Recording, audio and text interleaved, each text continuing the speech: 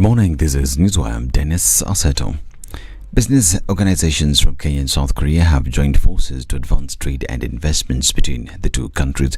President William Ruto says delegates from both nations have agreed to pursue development-oriented policies that support job creation, entrepreneurship, creativity and innovation, as well as the expansion of micro, small and medium enterprises. Part of the conversation we are going to have with the good people and the government of Korea, because they already have supported us and we work together on the Silicon Savannah in Konza. Kenya is a big player. You may want to know that we are probably the country in Africa that has close to 90% green energy. Now, Foreign Affairs Cabinet Secretary Alfred Mutua has urged Kenyans living in South Korea with good jobs to stay there. The CH spoke in Seoul during a meeting with the Kenya community in South Korea. He said the economy is on a slowdown, but the government is keen on building it with the support of Kenyans in South Korea. In June, Kenya Private Sector Alliance said at least 1 million youth entered the job market yearly, but they are not able to get opportunities. Out of every 10 unemployed Kenyans, 7 are young people aged 35 and below. That's part of the diaspora affairs, and we're working with the other colleagues of trade and agriculture and health and others, is to ensure that Kenyans are taken care of. That is why we'll have a trade office in the embassy that will be able to handle your issues in terms of importation, in terms of regulations, in terms of being able to open businesses and be able to support you. If we need letters so you can get credit in Kenya, we'll be able to write those letters. Because if you're making money here, it's good for you as a Kenyan, but it's also good for everybody else who is in Kenya, because you'll be able to remit money and we'll be able to gather those goods here. Now, a section of governors have faulted the procedure the government took to lift the ban on GMO crops, saying it was hurried with no consultation. Council of Governors Agriculture Committee Chairperson Kenneth Lusaka says the proposal by the Ministry of Trade to import and avail the Kenyan market GMO maize puts Kenyan farmers at a disadvantaged position, as they will not be able to sell their maize at a profitable price. Lusaka added that the Council of Governors proposes a meeting with the Ministry of Agriculture and the Ministry of Trade and Industrialization to discuss the matter to ensure our farmers are well compensated for their yields. Importation of GMO was premature, as a report on the maize balance sheet by the Ministry of Agriculture and Livestock Development projects a maize surplus of 19.1 million bags by end of December 2022. And efforts to bring together all elected Luhya members of parliament now began in earnest, with the Prime Cabinet Secretary Musalia Mudavadi meeting legislators from both sides of the political divide. The well-attended meeting, which brought together 35 elected MPs from the larger Western Kenya, is bound to raise political eyebrows as Mudavadi tries to consolidate his region in a bid to fight for space in the Kenya Kwanza government. Although those who attended the meeting insist there was nothing political that was discussed, pundits say it as effort by Mudavadi to bring together all elected Western lawmakers. Meanwhile, former Kakamega Governor Wycliffe Oparanya now says he is done supporting Azimio la Umoja One Kenya leader Raila Odinga's political ambitions. Oparanya stated that he has now decided to focus his political tactics and influence in solidifying the Western region that is split in every election cycle. During the burial of nominated MCA Faustin Werimo, Oparanya stated that it was time to sever ties with Odinga. The ODM deputy party leader cited betrayal for his political decision, with the Iyala election at the center of it. And 8 police officers from the disbanded Special Services Unit of the DCI have written to the DPP on why they've not been taken for DNA testing. The 8 who are detained for 21 days pending investigations claim there's mischief in the investigators and from Internal Affairs Unit may disobey a court order. They are accused of being behind the disappearance of 2 Indian nationals and their taxi driver. Kahawa Law Court had ruled that the suspects be escorted for a DNA test and that they may get a pathologist, but at their own expense. However, the officers through Lawyer Dunstan Mari claim even after being in custody since early this month, no investigations have commenced to establish who abducted the 2 Indians and the Kenyan whose bodies were found at the Aberdare mountain. Surprisingly, yesterday, then we were told that they will not go to the National Forensic Laboratory. They are going to be taken to the government chemist, contrary to the court order. We wrote back and told the state that unless there is a review of that order by a court of competent jurisdiction, our clans will not set foot at the garment chemist. I'm Dennis Aseta. Good morning.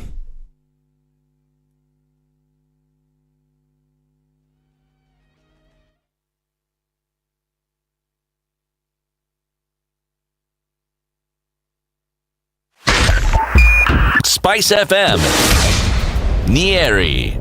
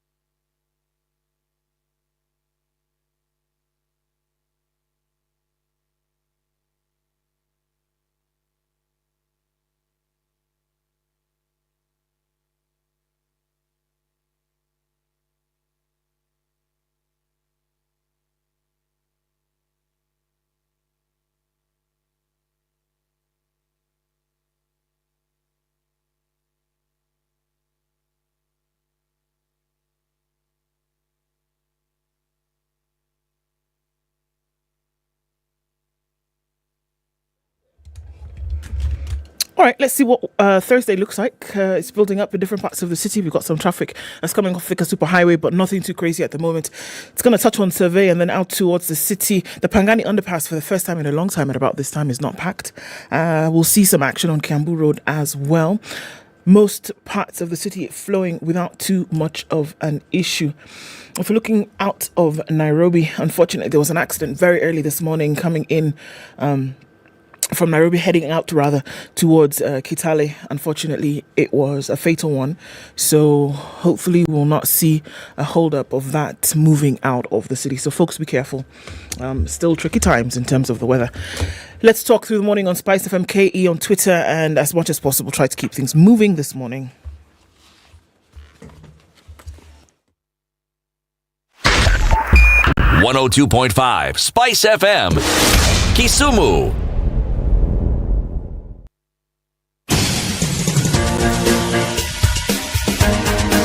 This is the Situation Room, the home of hard-hitting political commentary and penetrating insights about the state of the nation. This is a talk radio experience like no other. The Situation Room, a place for hard truths, debates, and elevated conversations. The Situation Room, witty, political, engaging, deep, controversial. In the room, we have C.T. Muga, researcher, academic, seasoned political observer, a fountain of wisdom in these politically uncertain times. Ndu Oko, Nigerian by birth, Kenyan by choice, communications expert, Pan-Africanist, a truth seeker and believer in people power, and Eric Latif, agent provocateur, the man in the chair, seasoned journalist, news hound, a man who believes in punching up, not down.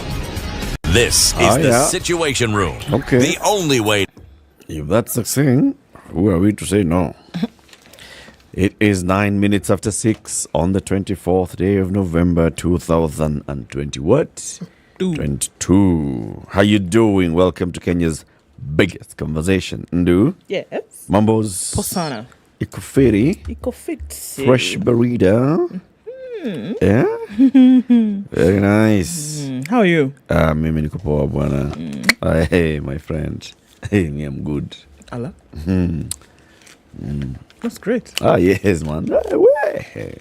Under the circumstances. When you hear someone waxing in the direction that Eric is waxing, things are terrible. About how good they are. Hey, you know how mean. Okay, man. And then you hear the Mungu nasaidia. Things are thick. Things are completely thick. In fact, to the point now they're solidifying. City, how are you?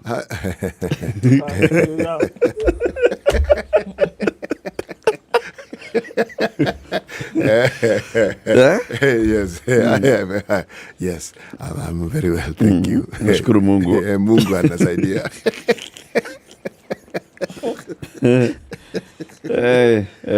All right, welcome to Thursday. Thank you very much. Yes. It's good to see you, man. It's good to see you too as well. Good to see you, Ndu. Good to see you, Eric. Good to see you, CT. Yes. Sasa, leo Ni leo. Asemaye kesho. Ni muongo. Asante. Na si Justice Muongo. Yes. Hapana. Today is Justice Thursday. We will have a Justice Thursday conversation. What we want to talk about.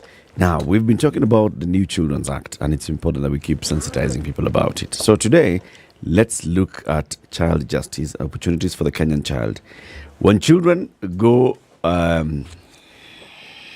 astray. Wow. Okay. What is that issue? What's a wording for this? Please just go ahead with what you're saying, then we'll find the word. They do something with the law. You run afoul of the law. So there's that. There's a word that those in the legal profession have been using. Well, when they do that with the law, and they're facing the law like this, mano a mano. So what happens to them? We'll have two people to discuss this. Juliet Nyambura Gachanja is an advocate of the High Court and a child justice expert. And Rosalind Kabata is a head of department at the Access to Justice for Vulnerable Groups. And she sits in the National Council for the Administration of Justice. We will be talking to the two ladies on the opportunities for the Kenyan child when it comes to accessing justice. That is at what? 7 a.m. At 8 o'clock. Maize, import maize, don't import maize. Is that there? Is it coming? Is it not coming? What is the stance of those who are saying no to the importation of maize? The person who's been spearheading the talk against the importation of maize is one senator from Nandi County, the Honorable Samson Cherargei. Cherargei will be joining us at 8 o'clock to discuss that. So what is the issue? Hii mahindi mko nayo inaweza kuwa unga kesho. Ndio tukule. Yeah. So he'll be here to discuss that. And then at 9 o'clock, let's talk about small businesses and helping small businesses succeed in the country as we gear towards this whole issue of the launch of the Hustler Fund and people accessing money. Please remember there's a Hustler Fund, there is the guarantee scheme by the government. There are very many. Youth Fund, there's Women Fund, Kenya Mortgage Refinance Company, Fund, Kenya Mortgage Refinance. All those things, how do you, as a small business person, position yourself to succeed? CEO and founder of Tally IT and MD for Melbourne Group. His name is Wallace Kadima. He'll be here with us, and he'll be accompanied by a gentleman called Geoffrey Otieno. Geoffrey is an international strategy and business transformation consultant, and he is also a business coach at Stanford University. So he will be here with us at 9 a.m. for that discussion. Busy, not busy? Busy, right? Busy. Very good. Very good. And for that reason, let's hear about COVID. For that reason. Okay. Ministry of Health tells us 119 new cases from sample size of 1,691 gives us a positivity rate of 7%. Bang on 7. Nairobi has 60 cases, 34 in Nakuru, 10 in Meru, 10 in Kiambu, 4 in Meru, 3 in Homa Bay, Kisumu, Laikipia and Siaya had 2 cases, and Mombasa and Kwale had 1 case each. So that brings us to that number. The positivity rate slowly dipping closer to 5%. As it had gone as high as 15 in the last few weeks. So what seems to have risen seems to be dropping at this point. We're looking at global numbers of 644,450,752. That's what it looks like around the world, with about 10% of those having resulted in death over the last 2 years. All right, so what are we looking at? Still stories coming out of China telling us that, the zero COVID policy, come rain, come sunshine, is going to remain in place. And with the rising number of cases that they're seeing on a daily, the administration has no choice but to keep it just that way. All right. What else are we looking at? The World Cup. Many are asking, is the World Cup on another planet? Because of why? Because we're all just, frolicking about, playing football, shouting in the stadium. There's no measure. So the world, quote unquote, is asking, is the World Cup on Earth? Because of why? How careful do you want people to be? Did we not see that there was no World Cup per se?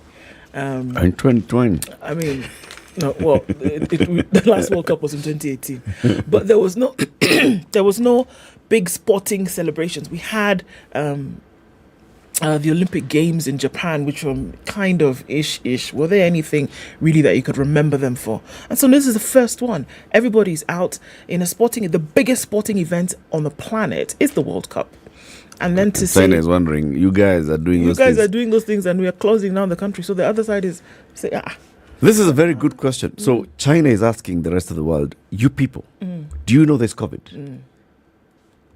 Very good. What's wrong with you people? This would have come from Qatar 2022. Is it on Mars? Do you people realize that there's COVID? Why? It is 16 minutes after 6. Good morning. We're live streaming the show and we are live online. Are you online? Let us know where you are tuned in from. We will do like that, which is read your messages and read where you're tuned in from and welcome you to the show. Good morning. This is the Situation Room, the only way to start your day. This is 00 Direct, woman host, music by women, and only women guest.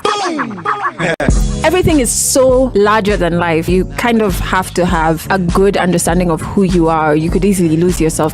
We have a global approach in the programs that we put together, meaning that it's not just about refining my business, it's about refining the industry, it's about touching the youth and making sure that in totality, change actually happens. Catch 00 Direct every Saturday from 10 a.m. Only on 94.4 Spice FM, Nairobi. All right, in Nairobi this morning, mostly cloudy conditions at 16, highs of 23, coming back down to lows of 16. It's 14 and cloudy in Nakuru. We'll go to highs of 22 and lows of 13. We'll see highs of 20 and a mostly cloudy Nyeri at 16. It'll come down to lows of 13. And it's cloudy at 14 in Eldoret, highs of 24 and lows of 13. Rain showers at 25, highs of 31 and lows of 24 in Mombasa. And it's raining as well in Malindi. It'll go to highs of 30 and lows of 25. Looking at mostly cloudy conditions at 20 in Kisumu, highs of 27 and lows of 18, and it'll go to highs of 26 in Kakamega, where it's currently 16 and mostly cloudy. Kampala, rain showers this morning, highs of 24 and lows of 17, and we'll see highs of 31 and lows of 25 in what's likely to be a sunny day in Dar es Salaam. It's 17 and sunny in Johannesburg, highs of 26 and lows of 16. Looking into Lagos, mostly clear at 25, highs of 33, and we'll see highs of 33 as well in Kinshasa, where it'll come down to lows of 24. Out into Beijing, Thursday afternoon is sunny at 9, highs of 10 and lows of 3. Cloudy at 9 in Paris. It'll go to highs of 14 and lows of 7. We're looking at cloudy conditions in London with a chance of rain later, highs of 13 and lows of 7. And it's mostly clear in New York still Wednesday night. We'll see highs of 13 and lows of 4.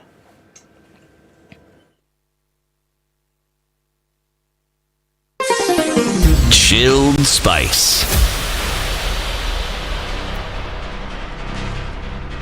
Mature, intelligent talk every morning. Spice up yourself.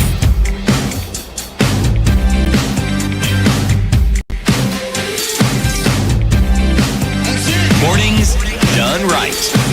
94.4 Spice FM, Nairobi. Good morning, everybody. So what's doing you? William Munga is streaming live from Imbo near Rodi Kopani. Ako pale kwenye rodi. Tindo. Rodi Kopani. He said yesterday he was in Gwasi, the only constituency with no tarmac roads. The roads are horrible. What?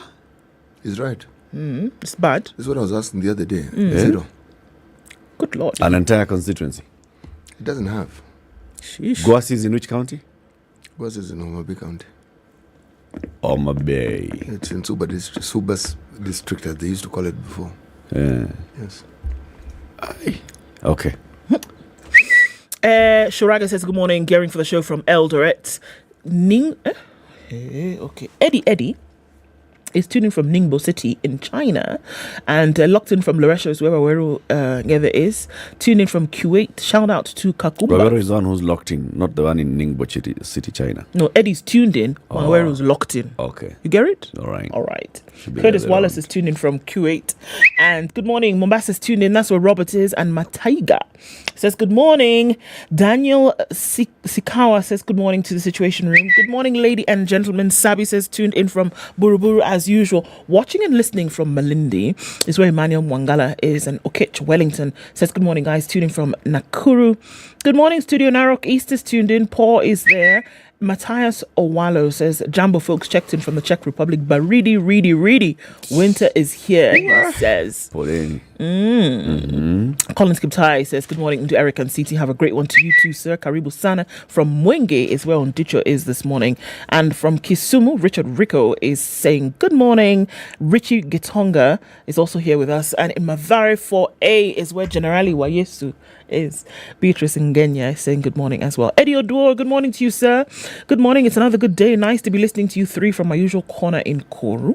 Okay, indeed. Great to have you with us this morning, everybody. Karibuni sana. Everybody, welcome. Wanamuga. Yes. Hujambo. Sijambo kaka, sijui wewe. Uko na medali ya siku. Yes, bado tuko nchi ya Western Sahara. A humble mistake that makes... Sorry, let me start again. I put the humble before the sentence. Before the mistake. Before the word, yes, exactly. It was a mistake. Yes, it was a mistake. The mistake should have come before the humble. All right, got it. A mistake that makes you humble is better than achievement. Wow. It's really different from what the first thing you said. Yeah, today's Thursday, guys. Okay, got it. Sawa. Today's what? Thursday. All right. A mistake that makes you humble is better than achievement that makes you arrogant. A mistake that makes you humble is better than an achievement that makes you arrogant. Kweli kabisa. Kama kuna ukweli umenena. Huyo ndio yeye. Huyo ndio naitwa ukweli. Wengine ni lies. Lies. Kabisa. So, Ndu. Yes. So today you also be doing the thing with your thing, which is the Samsung Galaxy Z Flip 4. I don't know who took it. Somebody saw the way I was enjoying listening to my music yesterday. And then they decided that, okay, we also want to experience. Now, the experience was so great, they didn't do what? They didn't return it. They had their meeting. They couldn't hear any outside noise. They continued. They were listening to music. It put them in their own world. They decided, I want to experience this a little bit more. Then they didn't return the thing to me. It's addictive. Good. That's not good at all. These Samsung Buds 2 Pro, addictive something. Until the person didn't return it to the owner. That is so bad. So wrong. That is. Are you telling me the same person who also asked me for my tablet? They wanted to experience it. They didn't bring it back, Abby. That is so. What's wrong with people? It's either they were listening very keenly to the things we said, but also maybe they've actually experienced the very same things we were saying you would experience. What's happening to humanity? Yes. So this Galaxy Tab S8 Ultra, my friend, the experience is contagious. That was borrowed with a bud. That person, I think, is still continuing the experience. May the experience be with them. Amen. Anyway, get yourself access to the Standard Insider, which is all the premium content on the Standard platform, www.standardmedia.co.ke. 199 bob and save 100 shillings, and you get monthly subscription. 199. It's just as simple as that. Okay? What's the headlines? All right. Inside Ruto's team's radical CBC option.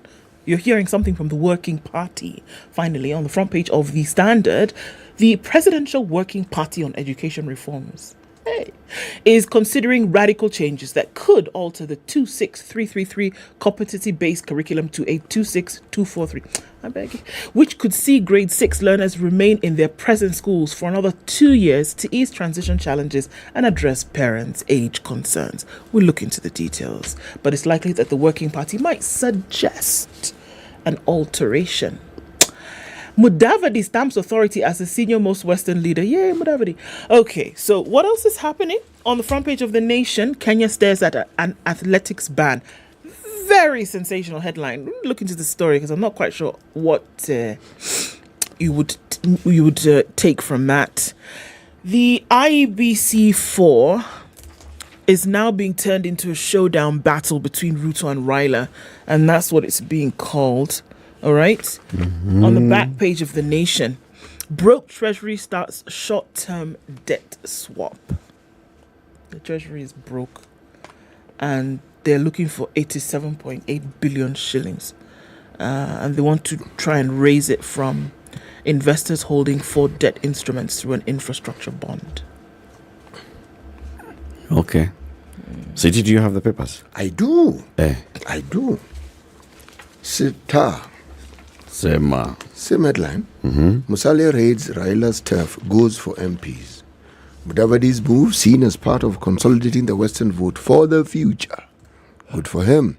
And also, back in court, Kaitanya appeals marriage verdict against Linturi over Runda Home. That one is also right there. Pop, smack. Kaitanya appeals marriage verdict yes. over Runda Home. Okay. Then, Business Daily, otherwise known as BD, okay, Gates backed fund sells 1 billion stake in Kenya clinics. 1 billion. Okay. 1 billion. In Kenya to who? Clinics. Oh, so they've been running some clinics. No. And they've sold their stake. The fund, which they back, sells the stake they had in certain clinics. In Kenya? Yes. I can even tell you which, for example. Yeah. Actually, in Spitali. US-based PE sells 54.9% in Metropolitan Group. Oh. Tomfano, for example. Yes. It's a private equity. Yes, it is a private equity. Equity fund that is backed by Bill Gates. Yes, so fund will keep. Fund yes, now you've got it. Okay. In case you think that the ones who are being funded, Nairobi Women's, PIA, Avenue Hospitals, PIA, but they will keep those ones. But funding it a back here. Here, Metropolitan has matured. Imekuwa maturity. Who's See, I'll be reading the details later. Okay. See, this is just headline.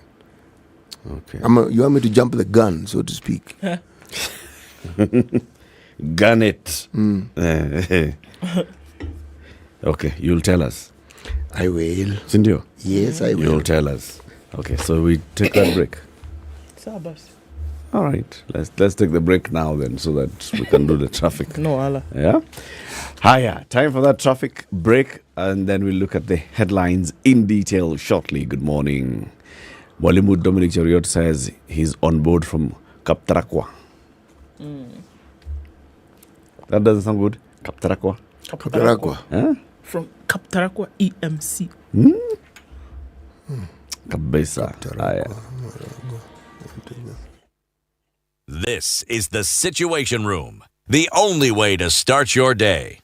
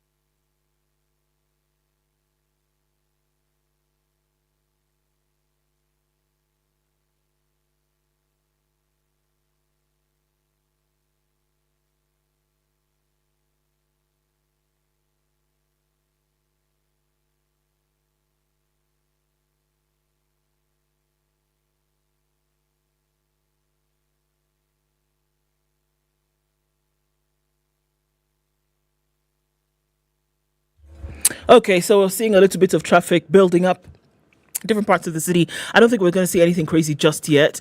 Folks are dying down. You know what it is actually that could contribute to this? Schools closed yesterday.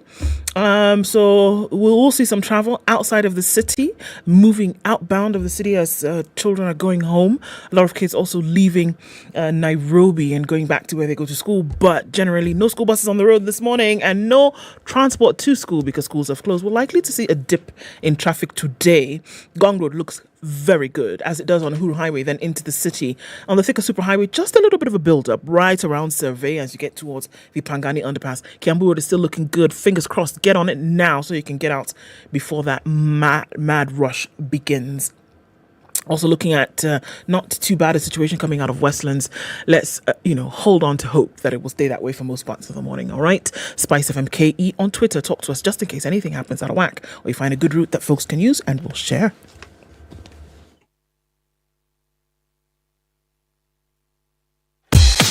Welcome to Spice FM, the best exclusive radio station bringing you the best mix of the best music ever.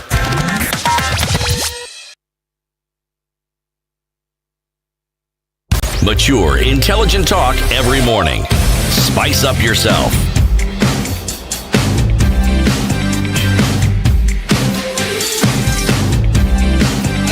Mornings done right. Nation. Also, the big story in the sports and the Standard is Kenya staring at a possible ban. Go. Oh, me? Yeah. I'll go first. Let me do the Standard one. Kenya is on the brink of being kicked out of international athletics competitions over rising doping cases among her athletes. The World Anti-Doping Agency, WADA, and the Athletics Integrity Unit, AIU, will hold a meeting tomorrow in Monaco to discuss Kenyan athletics' fates. At the moment, social media is awash with expectations on the decision of the two institutions. Kenya is among 7 countries deemed as Category A federation, the highest doping risk by the AIU, meaning athletes from the countries have to undergo at least 3 tests in the 10 months prior to a major event to be able to compete. Athletics Kenya has been conducting anti-doping seminars across the country, but their efforts seem to land on deaf ears. On Monday, Barnaba Korir, the AK Youth Development Chairman, shared on social media, "We might, this Friday, say goodbye to athletics for a while. People think that this is a joke. We are doing everything possible to survive. A prayer can be done, especially for the clean athletes. The rogue athletes have killed our dreams. The sad reality of the scam has finally emerged. It's not pleasant." Read what the Nation is saying. It's quoting a letter from Ababu Namwamba, the CS for Sports. It is. Okay, so it's saying that suspending Kenya because of the actions of some greedy, unethical individuals could be extreme, unwarranted, and undeserved. The best approach is to target and deal decisively with the criminals and their syndicates, as we are doing. He said that Kenya had recorded rising cases of doping meant growing success in the fight against the vice, and that any country suspension or ban would be extreme. Kenya, he said, was working with all bodies managing the sport as he insisted that the country had made important strides to combat the vice. The government is taking firm measures to protect and uphold the integrity of athletics and sports in general. We are working in unison with Kenya and the world agencies. The position of the Republic of Kenya is zero tolerance for doping. In all, Mr. Namwamba insists that Kenya was on top of the situation and was working to jealously protect the nation's hard-earned pedigree as an athletics giant. A few unethical elements are soiling Kenya's hard-earned premium pedigree as a top athletics nation that prides herself on competing and winning clean. We won't allow them. We must defeat doping and its perpetrators. What has he just said exactly? He further said the coronavirus pandemic that struck between 2019 and last year had adversely affected athletics, some of who were tempted to use unscrupulous ways to gain unfair advantage once the global sporting lockdown was lifted. So zero tolerance for doping. It's just a few criminals who are doing this. We're doing everything we can. It cannot affect the whole of the country that has really raised its status and has this wonderful pedigree. And we're doing everything we can. We're on top of the situation. You will not ban us. It would be unfair to ban us because of a few individuals. So the thing is, excuse me, there's a meeting tomorrow between the bless you, the World Anti-Doping Agency and the Athletics Integrity Unit, which is sort of independent, and they do their work independently, the AIU. They're meeting tomorrow, and one of the agenda items is Kenya. And what they have seen with regards to doping. By the time we're elevated to a point of being called Category A, which is our athletes have to be tested at least 3 times prior to a major event, it's a big thing. Now, Babu Namwamba has written to the boss of Athletics Federation, Lord Sebastian Coe, and that letter now is to Lord Sebastian Coe saying, listen, we as a country are really serious about doping. He's campaigning saying, do not consider banning this country. We have done a lot. We have domesticated anti-doping laws. We have an anti-doping authority. We have measures that we've put in place. In fact, the government is dedicating 500 million shillings every year for the next 5 years to deal with anti-doping programs, awareness, monitoring, enforcement, blah, blah, blah, this and the other. How did we get here? To the point of where you have to beg the world body to not ban you? Yes, man. But so how many cases have been found in the last 5 years, for example? Remember, there are countries who go through this process. The last time was Russia, so much so that a country like this, so that Russia so much so cannot participate in international sporting events. They have to be called a total different entity if they want to participate. So you get to this point because of several cases over time and across discipline, that many of your athletes would have been found to be using controlled substances in the course of their training and participation in these events. 27 athletes have been banned this year alone. In the last 11 months. You know, if only this was a matter that the Ministry of Sports alone could handle, let me rephrase it. If only this was a matter that the Ministry of Sports had a handle on, let's look at the industry and ask ourselves the question, why do we think this thing has arisen? Or is it just that the testing processes have become more determined, and so they are finding more and more people who have taken these substances? That's one. 2, who controls the athletes? Not the athletics, the athletes.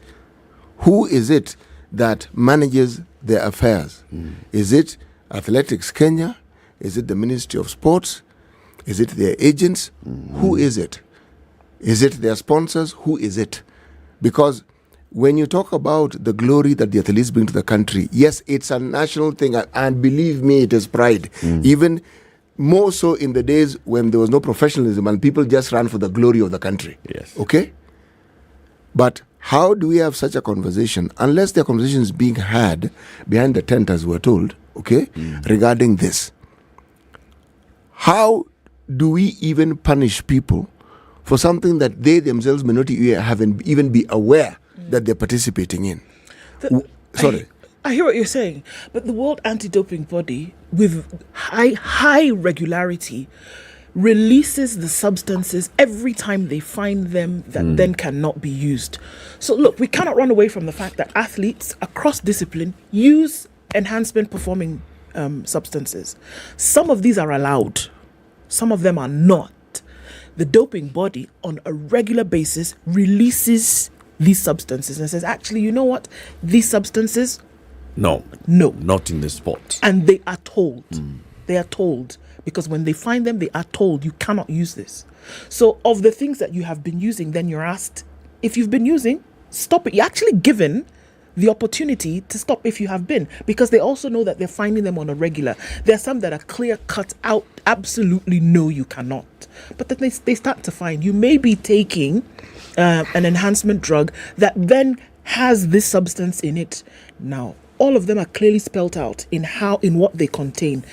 Now, it could be your doctor It could be your manager, it could be your coach, it could be your fitness coach, or whomever it is. But they then bear the responsibility, both of you, of seeing if what you have been taking contains these substances. But in terms of making it clear, the body makes it very clear with regularity what you can or cannot use. Are our athletes really different from us who are non-athletes when it comes to the taking of drugs or medicine?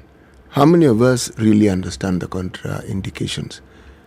What is it that drives athletes to go professional? Because these are professional athletes you're talking about. What is it that is behind all this? And the people behind it, who would be most focused on the winning? Yes, the athlete, they would be focused, but who benefits? I'm simply trying to say that there is an interesting mix in this particular saga. Yeah. And every particle, every portion of that mix has to be looked at independently and talked about. And that's the thing. Because you ban the athletes. Do you ban the agents? Do agents have any responsibility? Yes. Do the coaches and all the other staff have any responsibility? Right? And so how do we deal with it? Because like you're saying, CT, you deal with the entire body. Yes. That is behind this particular athlete. And I think they do that. The issue, though, is can then the government say that particular institutions, particular organizations, particular sports, management bodies, particular sports managers are then banned from interacting with any athlete in Kenya? Because they're notorious for 1, 2, 3. Or just blacklist them. Yeah. Yes. And say, if you are managed by so-and-so, or if you have any interaction with so-and-so, you will never run under the banner of Kenya. It's okay, you can run if you want and take your things if you want, but never represent Kenya. I mean, think about it. Sports management is a big business. Huge. Massive. And there's lots of money involved. Now, whenever there's a lot of money involved, there are a lot of many other things that are also involved in that particular process. So, yes, this body is doing what they ought to do. And it is correct that they should do it. But, I'm reminded of something. In a country where sports officials are more important than the athletes. Yes. And in a country where it is possible to have more officials going for an event than the actual athletes who are supposed to represent the country. Okay?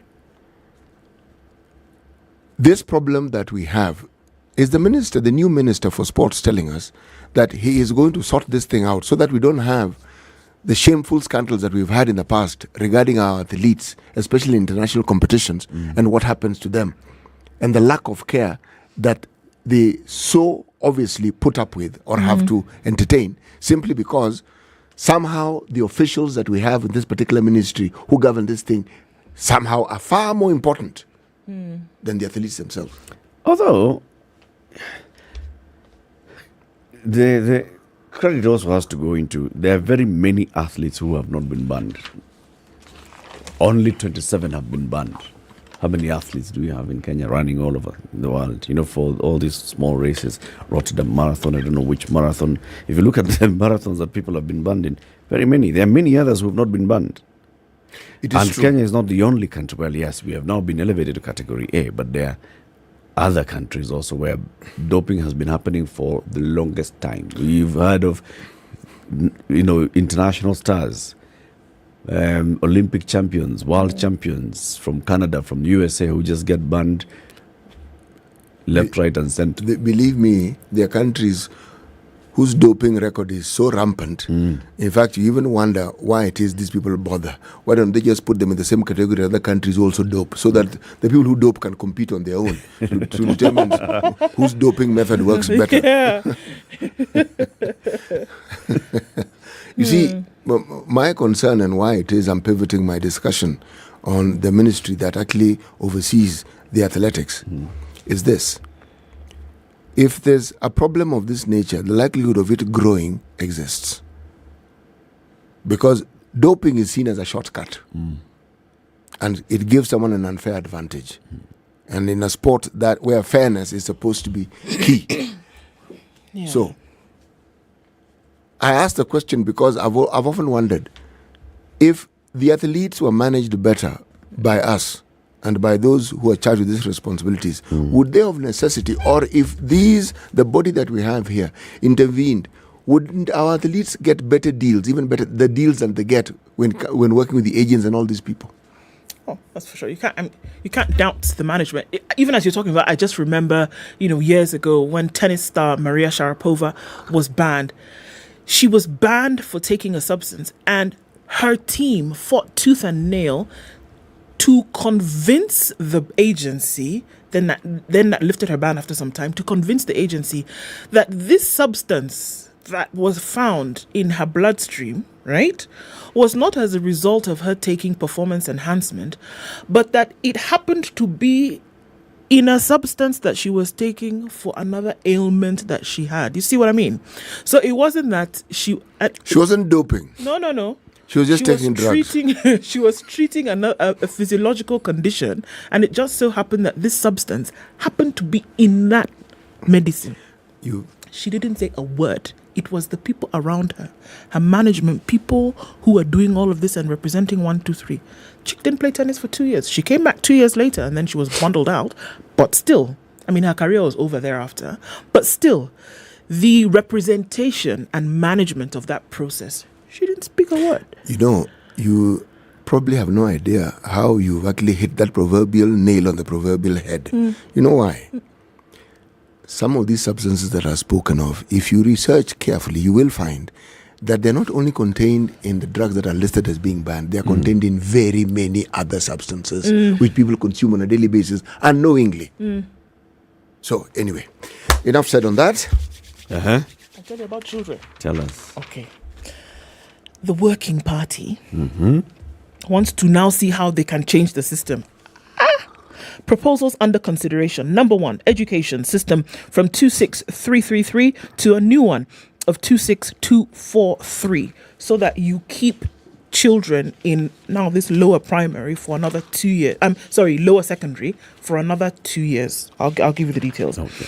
Grade 6 to remain in present schools for 2 years. So now what was going to happen was that grade 6 from January, this is the proposal, from January, we'll go to lower secondary. And so you're going to see 11, 12-year-olds going to secondary school, which meant a boarding system, which parents are saying, nope, too young. So the new proposal, one of the proposals rather, is that they would stay in their school. All right? There was a possible introduction of separate school uniforms for junior secondary. Okay. Junior secondary to be taught in high school content. Discussion underway on teacher utilization for junior secondary, because there was that whole hullabaloo about, they're going to come and teach, primary teachers are going to teach in lower secondary. Confusion. Pre-primary and nursery school to take 2 years, age between 5 and 6. All right. Primary school to take 6 years, children between 7 and 12. So if you look at those details, radical proposals is what the Standard is calling it, but the system will stay as far as they are concerned. It could ease transition challenges for the government and also address parents' concerns on the age of learners. The Standard established that the Working Party is looking to change the years, as we've mentioned. At the center of the proposal is how the present 844 learners may transit out of the system first and later pave way for the new crop of CBC. Under CBC, learners spend 2 years in pre-primary, 6 in primary, 3 years in junior secondary, and 3 years in senior secondary, and then 3 years at the university. Insiders in the task force said that the present standard 7 learners under the 844 system will have to sit KCPE next year and move to Form 1 before the pioneer grade 6 learners transit. This means that those CBC learners may remain in their present schools as 844's last crop transit to secondary school next year. Transition under this system poses huge infrastructure and staffing challenges, with anticipated double intake in secondary schools next year. During his inauguration, President William Ruto said his administration will craft a solution before January next year, and when the double intake is expected, we are particularly alive to the anxieties of parents on the twin transitions of the last 844 and the first CBC in next year. So you see that, right? So what are they saying? So 2 sets of students from 2 different systems are supposed to be going to high school. That we know. So what's the new proposal? So the new proposal is that you keep grade 6s in their current primary schools until now. For an extra 2 years, yes. Which basically just takes them to standard 8. Just that you're calling it grade 7 just and 8. Calling it grade 7 and 8. But it's a junior secondary. Yeah. And then they go now to senior secondary for 3 years instead of, 4? Yes, for 4 years. 4 years. Instead of 3 years. Exactly, because you'd have taken away that. So you basically have 844, just that you've broken the 8 of the primary into 6 and 2. Yes. Okay, and then you've removed the 4th in the university to 3. Yes. 843. 8 years in primary school, 2 years of which will be junior secondary. Yes. Senior primary. 4 years. I agree then with a nut. Let's call it senior primary. I am not going to say anything. No. Well, not now. Look, what they call it is not really relevant in my mind. They can call it what they like. How is it that this curriculum, how is it going to be fashioned and how is it going to be enacted so that the very promise that we are told it holds is realized? That really is my concern. And where is it going to be nestled? And when we ask the question where, what will be most advantageous to the learner? Because everything we're saying here has to be learner-centered. Because the CBC is not intended for teachers to improve their well-being. It is supposed to ensure that the learners benefit from the educational system that we have. Yes. So, the yada that's going on between the... those are details. Yeah, Coupet, NAT... it is fine. When they conclude, I will want to understand the arithmetic and see how it's going to help the learner. But there's something that has touched my mind. Not tickled. This one has touched. I was looking at the standard, and the issue is also it's also in the Nation. No, it is in the Standard. It's in the Business Daily. You know this never-ending saga about the Lake Turkana wind power. Yes. And there's a certain amount which is in the billions that is attached to having been paid to them. By Kenya Power. Yes, and of course the narrative changes. Even in the article in the Standard, it alters a little bit. It starts by saying the National Assembly have been asked. It's not that they brought up, they have been asked to investigate why Kenya Power paid 17 billion for wind power that was not supplied. Okay? If you go lower down that story, there's an explanation. Look, we've explained this before. Yes. Okay? There was an agreement, and in that agreement, there were penalties that would be paid if certain things were not done. There was a power line that was supposed to create around Marsabit so that we could transmit the power. Then there's the discussion of, yes, the power which was transmitted, it was not used. And then the 17 billion. Then the story goes even further. Actually, it did not start with 17 billion. It was 19.78 billion, but we negotiated it down to 17 billion. And now, the MPs are up in arms. We want to know. So this story, by the way, is a bit... Look, a power purchase agreement is signed between the producer and the power purchaser. The power purchaser is Kenya Power. The producer is Lake Turkana Wind Power whatever company. Yes. Lake Turkana Wind Power are producing power. That's what they do. You will get the power to you. Who brings the power to you? Number one, Ketraco will come up with the transmission line from Loyangalani to Suswa, and then from Suswa it'll get into the national grid, which is now Kenya Power. Lake Turkana start importing those things, generators, the wind things. They take them all the way by road to Loyangalani. Long trucks. Long trucks, yes. Long routes. Yes. They start the project over several acres of land. They put up the things, they switch on, and power is generated. Now, power is generated. Our timeline was we finish by this time, and we are ready to generate power. The timeline is that by that time, Ketraco will have put in a line to Suswa to bring power to your grid. Without that line, that power will not get to where it's supposed to get. Yeah. Now, the thing is, when we finish our project on time and we start generating, it is take or pay. We are done. We are done. Take or pay. They finished. Ketraco had not finished putting up the power line. According to the contract, you start paying. We've been producing. As a producing power. So we are charging you for what we have produced. Yes. Let me tell you why this thing has an interesting twist to it. There is a question that is being asked by a certain gentleman, is attributed to him, Joseph Makilap, Baringo MP, Baringo North. He says, is there a correlation between Kenya Power paying for power not delivered by LTWP and the high cost of power in Kenya? That's question number one. Number two? Okay. Number two, the chairman of Kenya Power also happens to be a director of East African Development Bank. And East African Development Bank have a direct relationship with Lake Turkana. So they finance Lake Turkana. Yes. So this one. Is there a conflict of interest? Yes, is there a conflict of interest? Now, this is where now the Business Daily comes in. Because they are saying Kenya Power chairperson Vivian Yeda is set to quit the utility after the Treasury opted not to support her re-election at the firm's AGM set for December 16. Yes. Ms. Yeda Maize was tapped in November 2020 to shepherd the turnaround of Kenya Power. Okay? She informed investors she will be quitting on the day of the shareholders' meeting. Sources at the power utility reckon that the new government was uncomfortable with her stay in Kenya Power and her links to top officials at State House under the Uhuru administration. Her exit, however, will add to the instability on Kenya Power's board and executive suite, and that has seen other directors quit in quick succession. Now, story.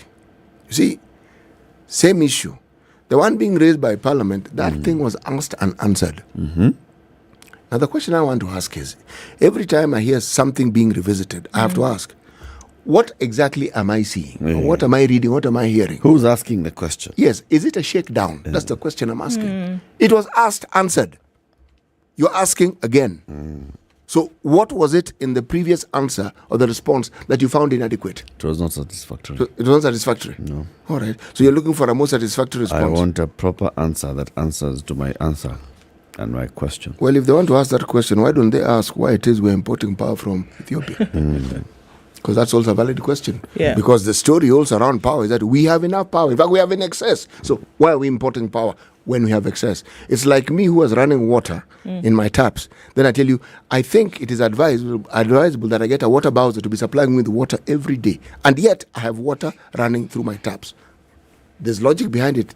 I'm sure there is, but I don't understand it. Do the two of you understand that logic? No, please. We can elect you as an MP. You go and ask this question. So niende kwa wananchi. Ulize hiyo swali. Yes, niwaambie mimi mkinipigia kura nitaenda kuuliza maswali kama haya kwa bunge. Yes. Okay. Sawa, nimekusikia. There's a story from the courts. A judgment recently delivered by Justice Wanjiku Cherere at the High Court in Meru has led to a debate on whether teenagers can consent to sexual intercourse with an adult.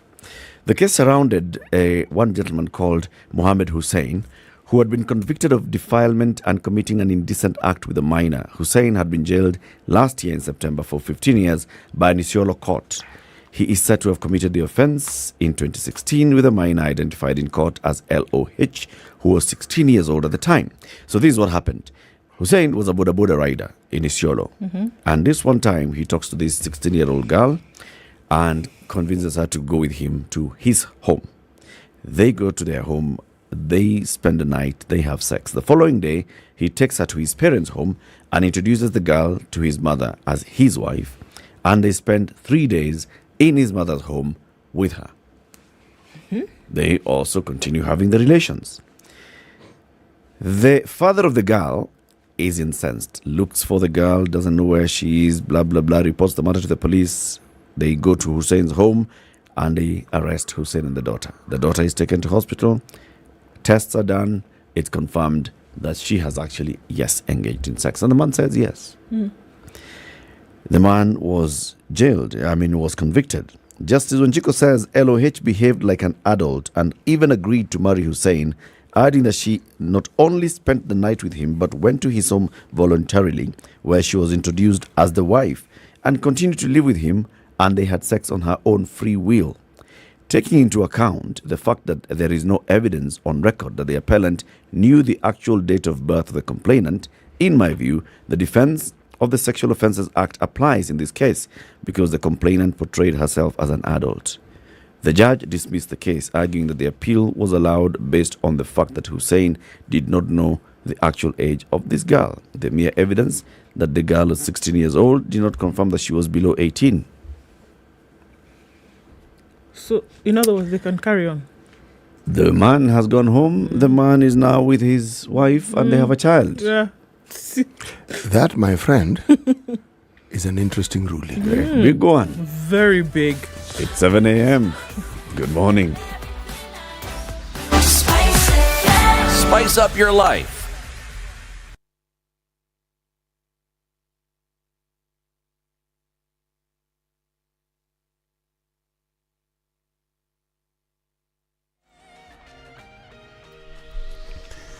Good morning, this is Newswire. I'm Dennis Aseto. Business organizations from Kenya and South Korea have joined forces to advance trade and investments between the two countries. President William Ruto says delegates from both nations have agreed to pursue development-oriented policies that support job creation, entrepreneurship, creativity, and innovation, as well as expansion of micro, small, and medium enterprises. Part of the conversation we are going to have with the good people and the government of Korea, because they already have supported us and we work together on the Silicon Savannah in Konza. Kenya is a big player. You may want to know that we are probably the country in Africa that has close to 90% green energy. Now, Foreign Affairs Cabinet Secretary Alfred Mutua has urged Kenyans living in South Korea with good jobs to stay there. The CS spoke in Seoul during a meeting with the Kenya community in South Korea. He said the economy is on a slowdown, but that the government is keen on building it with the support of Kenyans in South Korea. In June, Kenya Private Sector Alliance said at least 1 million youth entered the job market yearly, but they are not able to get opportunities. Out of every 10 unemployed Kenyans, 7 are young people aged 35 years and below.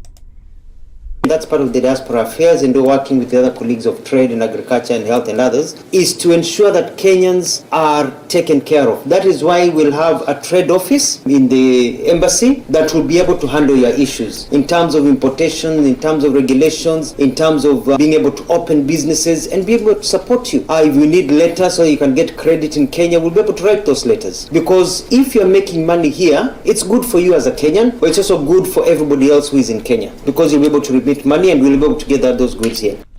And a section of governors have faulted the procedure the government took to lift the ban on GMO crops, saying it was hurried with no consultation. Council of Governors Agriculture Committee Chairperson Kenneth Lusaka says the proposal by the Ministry of Trade to import and avail the Kenyan market GMO maize puts Kenyan farmers at a disadvantaged position, as they will not be able to sell their maize at a profitable price. Lusaka added that the Council of Governors proposes a meeting with the Ministry of Agriculture and the Ministry of Trade and Industrialization to discuss the matter to ensure our farmers are well compensated for their yields. Importation of GMO was premature, as a report on the maize balance sheet by the Ministry of Agriculture and Livestock Development projects a maize surplus of 19.1 million bags by end of December 2022. And efforts to bring together all the elected Luhya members of parliament began in earnest with Prime Cabinet Secretary Musalia Mudavadi meeting legislators from both sides of the political divide.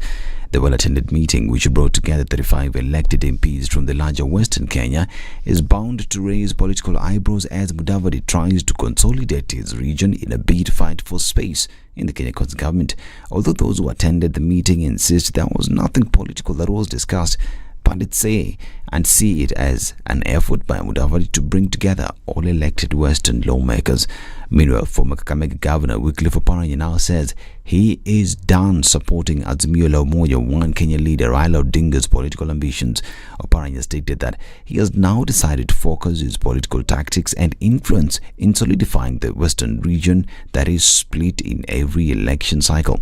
During the burial of nominated MCA Faustin Werimo, Oparanya stated that it was time to sever ties with Odinga. The ODM deputy party leader cited betrayal for his political decision, with the Iyala election at the center of it. And 8 police officers from the disbanded Special Services Unit of the DCI have written to the DPP on why they've not been taken for DNA testing. The 8 who were detained for 21 days pending investigations claim there's mischief as the investigators from Internal Affairs Unit may disobey a court order. They are accused of being behind the disappearance of 2 Indian nationals and their taxi driver. Kahawa Law Court had ruled that the suspects be escorted for a DNA test and they may get a pathologist, but at their own expense. However, the officers, through lawyer Danson Amari, claim even after being in custody since early this month, no investigations have commenced to establish who abducted the 2 Indians and a Kenyan whose bodies were found at the Aberdare Mountain. Then we were told that they will not go to the National Forensic Laboratory. They are going to be taken to the government chemists, contrary to the court order. We wrote back and told the state that unless there is a review of that order by a court of competent jurisdiction, our clans will not set foot at the government chemist. This is News Web. Dennis Asada. Good morning.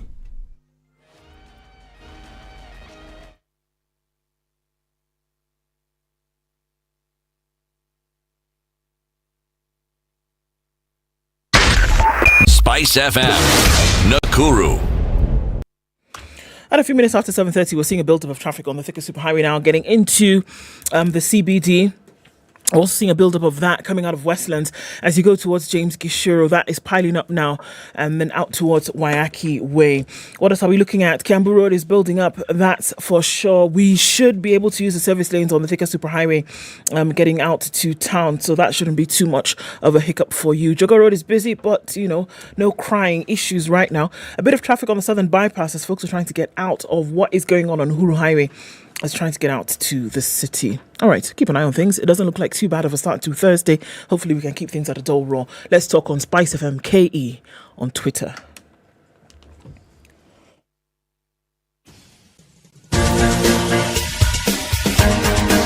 This is the Situation Room, the home of hard-hitting political commentary and penetrating insights about the state of the nation. This is a talk radio experience like no other. The Situation Room, a place for hard truths, debates, and elevated conversations. The Situation Room, witty, political, engaging, deep, controversial. In the room, we have C.T. Muga, researcher, academic, seasoned political observer, a fountain of wisdom in these politically uncertain times. Ndu Oko, Nigerian by birth, Kenyan by choice, communications expert, Pan-Africanist, a truth seeker and believer in people power, and Eric Latif, agent provocateur, the man in the chair, seasoned journalist, news hound, a man who believes in punching up, not down. This is the Situation Room, the only way to start your day. Day of November 2022. Welcome to Thursday if you're just joining us. This is a Situation Room, Kenya's biggest conversation. We're live on Spice, on KTN Home. We're live online on YouTube and Facebook. And the conversations also take place on Twitter and Instagram and TikTok and everywhere else. Kweli Rongo? Kweli. Kabisa. City, using your Samsung Galaxy Tab S8 Ultra, which I don't have at the moment. Umepatia nani? Unajua kuna jamaa aliniuliza jana kwamba ana itaka ili pia aende aifanyie kazi. Lakini inaonekana mvuto wa hicho kidude kilimzidi. Borrowed for a test drive and now decided to keep it. This is not keeping it. This is direct ownership. Yani hata dalili ya kuirudisha ama kuiregesha sioni. Yes. Walakini. Do the what? Okay. What does it do? The pity is, in my mind, I'm thinking of the clarity with which I would have been able to read this proverb. Nonetheless, I will read the proverb. Okay. A humble mistake. A humble mistake. Let me start again. Okay. A mistake that makes you humble is better than an achievement that makes you arrogant. Clearly, you don't have the tab. Evidently, because there's lack of clarity here. See how Samsung helps you? Yes. This is a proverb from Western Sahara. A mistake that makes you humble is better than an achievement that makes you arrogant. Yes. This is a proverb in Western Sahara. Western Sahara. West. Not even Northwest. West. You see the Sahara? Yes. West. Okay. Go west. See map of Africa. Yes. Yes. Where it turns like this. Okay? Somewhere in the middle there. Atlantic Ocean. Western Sahara. Apo. It's next to Morocco, next to Algeria. Interesting country. Interesting history. It's also next to that other one that you told us about. Yes, I did. Mauritania. See, that's what you told us. Are you changing the map? I'm not changing the map. He's not the only one. I'm not changing the map. That map was changed because there are those who believed that Western Sahara was part of Morocco. So it was changed. It is now not. It's an independent country. The AU recognizes independence. Fungulia map. I own a map in Africa. I own a Mali, Mauritania. 1984 AU said, I know where Mauritania is. I'm being facetious. I own a Mali. Yeah. Today is Thursday, so let's have a Justice Thursdays conversation. And we've been talking about the Children Act for a while. We want to continue talking about the Children Act because it has been reenacted. Imeongezwa vitu zingine mbaya zimetolewa. Now it's a new, fresh, better justice piece of law, the Children Act 2022. Our guests this morning are two ladies. One is Roslyn Kafata, Head of Department Access to Justice for Vulnerable Groups at the National Council on the Administration of Justice. And the other one is Juliet Nyambura Gashanja. She is a child justice expert. She's an advocate of the High Court of Kenya. Ladies, good morning. Good morning. Thank you very much for joining us. Welcome to Kenya's biggest conversation. Thank you for having us. This is the hot seat of the Situation Room. These are the hot seats. Kila kiti ulichokalia. Karibuni sana. Asante. Juliet, Yes. you're a child justice expert. What's that? Well, I would like to say I'm an expert because people call me an expert. But it's also out of many years of working around children issues. So currently I'm advising the Office of the Chief Justice on issues of child rights and child justice issues. And I think this is where the name came from. It's just out of working for, about 18 years on issues of child rights. Yeah. Well, yes, you're an expert. 18 years, issues of child rights? Yes, specifically. Okay. 18. You're a card-carrying expert. Now, why I'm asking if it's 18, looking at her, I thought she left college maximum 5 years ago. Thank you. I'll take the compliment. You saw that coming, didn't you? I saw him from far. I knew. From the halfway line. Not even 18. Halfway line. Roslyn, Yes. at the National Council on the Administration of Justice, you said there is a department called Access to Justice for Vulnerable Groups. Okay, what does that department do? So thank you first for having us. We are very happy to be here, SpiceFM. I think you've been such a great advocate for the Children Act, especially upon its repealing. So the Access to Justice for Vulnerable Groups was a department that was created this year following the passing of our strategic plan, the National Council on the Administration of Justice Strategic Plan. And that's one of the outputs for the NCEJ, Access to Justice for Vulnerable Groups. And under that department, there are two committees. That's the Committee to Review Laws on Sexual and Gender-Based Violence. And then there's the Standing Committee on the Administration of Justice for Children in Kenya. So the work of that department is to ensure that the issues to do with vulnerable groups are raised and addressed. Yes. Okay. So there's many times that we've talked about children and the law, right? We talk about when children then have to be taken through the justice system for one reason or the other. When they're taken to court and how they're treated, how then they are moved from one stage to the next. Does the new law revise things that were there in the previous law, or do new procedures also change how children are now to be taken through the system? Well, yeah. Okay. Start with the experts. We're both experts.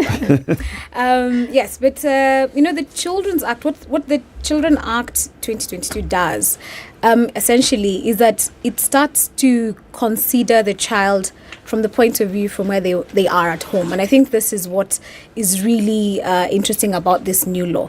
So the previous one talked mostly about welfare issues. Didn't consider children who were the children in conflict with the law, the rules with how to deal with them. That came in the rules afterwards and not before. So this is what is important with this current act that we have, is that the children, we're looking at them as children first, and then now, sort of looking at the welfare issues, looking at children in conflict with the law, thinking about children who are accompanying their mothers to prison, thinking about children who are lost, which we refer to as children in need of care and protection. So there are various facets of children, but first we are saying they are children. They are children, and so long as you're below the age of 18, you're a child, and therefore there are various safeguards that you're entitled to as a child. Yeah. When we're talking about these safeguards, and I think that's maybe it's upon that which the premise for many of these, these other things are built. The assumption is that these safeguards then are only put up within the confines of a home, the nuclear family, father, mother, child. But then from clearly what we've seen when it comes to the abuse of children, unfortunately, the abuse of their rights, the inability to go to school, it's much wider than that. So in which areas are we seeing that we're asking for these safeguards to not only be set up, but then entrenched? Well, I think, first of all, maybe going back to the first question, the Children Act has not really changed the agencies that are going to be dealing with children, but I think the highlights have been, the highlights on how children should be treated have also changed. Like there's the introduction of alternative dispute resolution mechanisms. So to ensure that the children don't enter the justice system, because the first point of contact is the police. Then after that, of course, they are handled by a children officer who's supposed to take into account their welfare issues and safeguarding. Then that's when we find the Law Society of Kenya coming in and legal representation. Then the judiciary is also involved, probation. And after that, if the child, of course, is culpable or not, or whether it's a child victim or a witness, then you'll see the Kenya Prison Service or the probation and aftercare services come in. So in terms of the safeguarding issues, I think there's a lot that has been done to ensure that these alternative dispute resolution mechanisms coming into play from the beginning, from when the child is seen as in contact with the law. And that's where you see that the justice sector is really insisting that children should not be held in institutions, because it has been shown that children do not thrive in institutions, and especially in terms of their development as children. To grow into adults, it's safer and a more nurturing environment if children can be in the family and in the community. And that's why the Children Act has now said that institutionalization of children shall be a matter of last resort. So the safeguarding issues have been taken into account by introducing or emphasizing on alternative family care and alternative dispute resolution mechanisms. So I think that's how the safeguarding issues have been brought into account in the justice system for children. If I look at the executive summary of this document that you've given us, status report on children in the justice system in Kenya, there is a 7-point call to action. Okay? You've mentioned one. In this summary, it's number 5. Okay? Yes. What about the others? Because if I look at what is stated in the second point, they said establishment of a standing committee on child justice policy implementation and quality control by NCAJ within a 3-year reporting mandate to ensure implementation of the recommendation of the Task Force on Children Matters. Now, this comes after, number 1, immediate enactment of the Children's Bill 2018. So, how immediate is this? It's in law. Yes. Enactment. Yes. But now, the action. So, I think the report that you're reading now is the status report on children in the justice system in Kenya. Yes. That was done in 2019. Yes. A very a good report that was launched by the Honorable Chief Justice, Lady Justice Martha Koome, who was then the chairperson of the Special Task Force on Children Matters.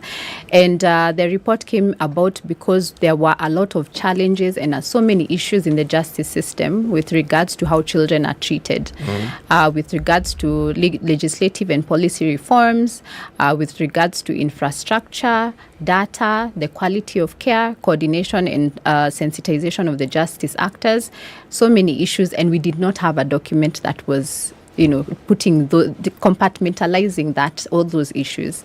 And the status report brought into account 7, we call them the big 7 recommendations. So the government had the big, is it the big 4? Yes, the big 4. So we had the big 7 in the justice sector for children.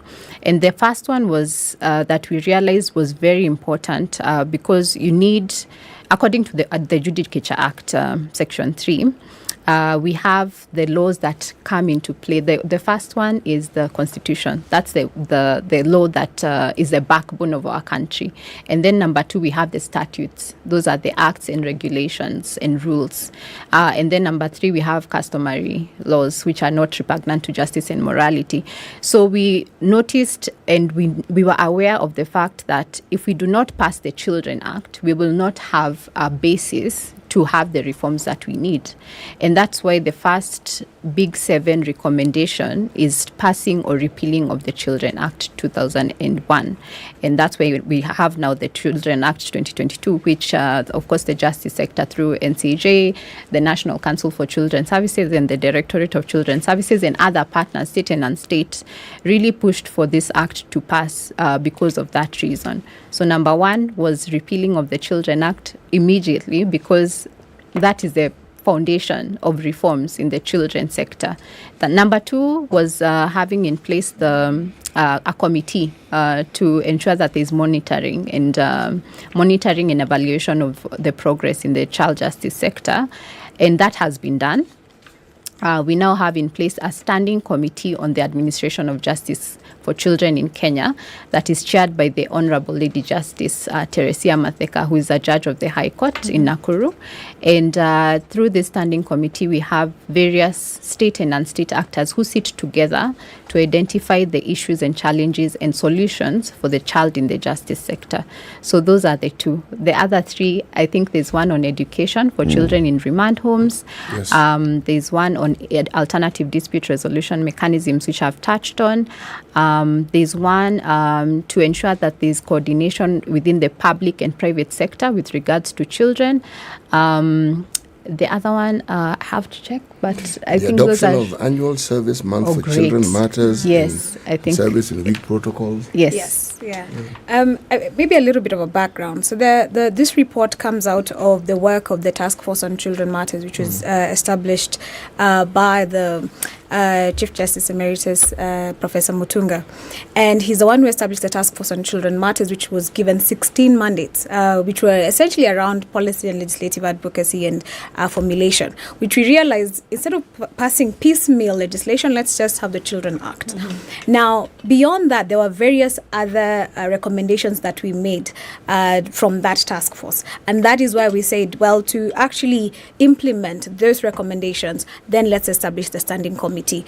But this year, instead of just establishing a standing committee to implement the recommendations, the Chief Justice, Honorable Chief Justice said, well, beyond just looking at the recommendations, how's about the standing committee? Because children make 51% of the Kenyan population. They are not a moving target. We have children forever. So we are going to have a standing committee that is going to actually mirror the work of the NCAJ, so that our work is also policy formulation, it is coordination, to ensure that the work of children within the justice system, within the justice sector continues, and coordinate the justice system to ensure that children are protected all through. So one of the wonderful things that we're also celebrating this month, November is really the month for children. And on 20th, we observed the World Day of Universal Day of Children. And this month as well, the Honorable Chief Justice launched the Service Month. So November is the Judicial Service Month for children, where the court is expected to take lead in enforcing the rights of children, creating awareness, sensitizing the public on the rights of children. And indeed, the rallying call for this month is, the Children Act, a new dawn for children, and the opportunities that it brings. So this is why I think I can confidently say that within the first year of, this was past the report is a 2019 report, but I can say in 2022 we have seen the achievement of quite a lot of those recommendations that we made. But there is work to be done, because this is really just the beginning. Now it's the implementation of all these recommendations and all of them. Coming back to the word I was looking for earlier is conflict. Children in conflict with the law, right? That's how you describe it. Yes. So these children were in conflict with the law. One of the things that you're saying is the push is to avoid as much as possible institutionalization of these children, right? Yeah. So what are these institutions where these children are taken to presently that we want to avoid? What are they? Is it Boston institutions, remand homes? Tell us all those institutions. Yeah, maybe I can just try and take us through the institutions that exist for children. So one, we have institutions and we have facilities. So when a child is in conflict with the law, it means that they have gone against a law that requires for them to go to court, right? That has a punishment. And in Kenya, right now, we've because of repealing of the Children Act, we've raised the age of criminal responsibility. So a child in conflict with the law is defined as any child who's below the age of, above the age of 12 and below the age of 18 who has committed an offense. And when a child commits an offense, of course, the first point of contact is the community, who might bring forth that report to the police. So that's the police station. And we find that the police station has facilities for mostly it's not for children. For people who are adults. in conflict with the law. Yes, for people who are in conflict with the law. And the Children Act has introduced child protection units, which the Inspector General is supposed to make sure that each police station has a child protection unit. However, a child protection unit, that is a cell for children. Yes. Okay. It's a temporary facility to make sure that the child is held there before they are taken, of course, to court. The cells are all temporary. So it's a cell for children. It's a cell for children, but it's child-friendly, child-friendly cell. So that's a facility for a child. That's the first one, child protection unit. Then when a child goes to court and they take plea or not, maybe they don't take plea, they are taken to the remand home. And the remand home is where they're held before their case is concluded. And that's where there's such a sad state, because some of these children stay there for too long. We've met children who stayed there for more than a year, more than 2 years. How many remand homes do we have in this country? We'll have to confirm that. All I know is that they're not enough, but we shouldn't be going for enough. So they're crowded. We shouldn't have remand homes. I think then the question is, if we know that there will be children who are in conflict with the law between the ages of 12 and 18, what then is the recommendation? What are we looking at then in terms of, restitution, rehabilitation, things like this? Because the truth of the matter is, as innocent as children are, and that is, I think, the pre-assumed notion, isn't it? Because they've not had that much in terms of experience on this earth. All right, something may have gone amiss. If there's going to be restitution and rehabilitation, the first thought was the Boston homes, the remand, the juvenile centers which exist. So what are we saying needs to happen for these children? Because we'll also find, just from some other research that I looked at, a lot of the children who end up in these homes in the first place are the result of broken homes. They didn't get a good start in life anyway, and they were almost preconditioned towards this life. So if we're saying that the hope is that they go into a nuclear family whereby they are rehabilitated, where are they? How are they going to be? Where's the restitution coming from? Yeah, so children are not. They're not. Essentially and totally innocent, first of all. But the mind of a child is very easy. We talk about the mind of a child being like a sponge. So anything that is fed to it, it will attract. But science is also teaching us now that children actually until the age of 25, in fact, the brain until the age of 25 does not understand cause and consequence. And that is why we are insisting on this, on the developmental aspect and psychological aspect of looking at a child and the rights of the child. So that means up until we are able to really ascertain whether the child was able to understand the mistake they did and the consequences that follow. All of us on this table then are required by the law to ensure that we provide that safe and protective space for the child. But in the event that the child then goes in conflict with the law, we are supposed to be thinking of rehabilitation. And rehabilitation is not just saying, you've committed an offense and putting you away in a rehabilitation center, which is, learn your lesson. We are talking about treatment. We're talking about putting in place a treatment that actually will look at why the child offended in the first place. And therefore, the probation and aftercare department comes in very critically here. So once the child goes through the justice system, at some point, the probation officer will be required to make a report, a recommendation as to what the court should actually do. The second thing, after we have talked about rehabilitation, we also have to think about reintegration back into the society. That should be the aim, and that is the aim of this Children Act, really. And that is one of the turning points in this Children Act. We're not just saying the child is a subject, is in conflict with the law. We're saying, how do you reintegrate them into the society? That means that we have to go back to that family that Ndu talked about and said, this is where the breaking point is. So we're going back into the family and saying, what is that we can do together with the family so that we can address the issues that pushed this child into the crime in the first place.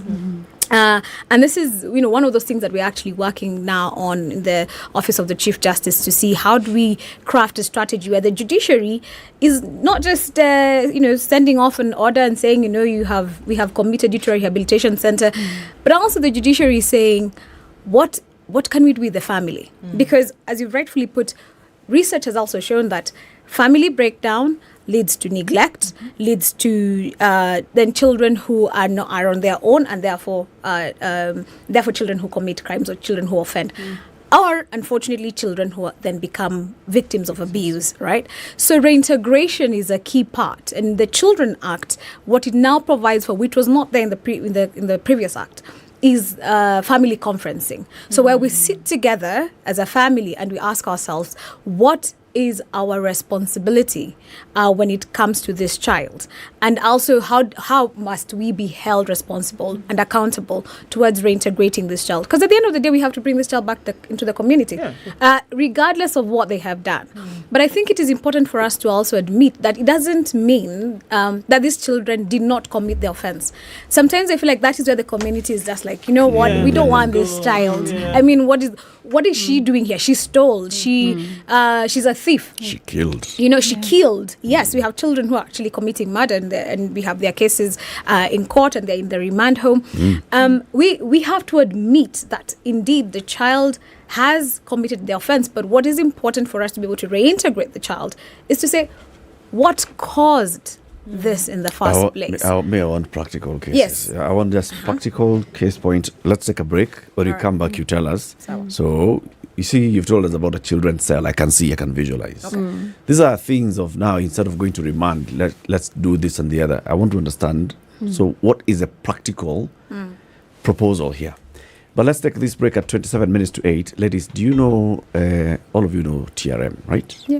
And TRM, once you branch off Thika Superhighway, take a right, you go into Mwiki Road, right?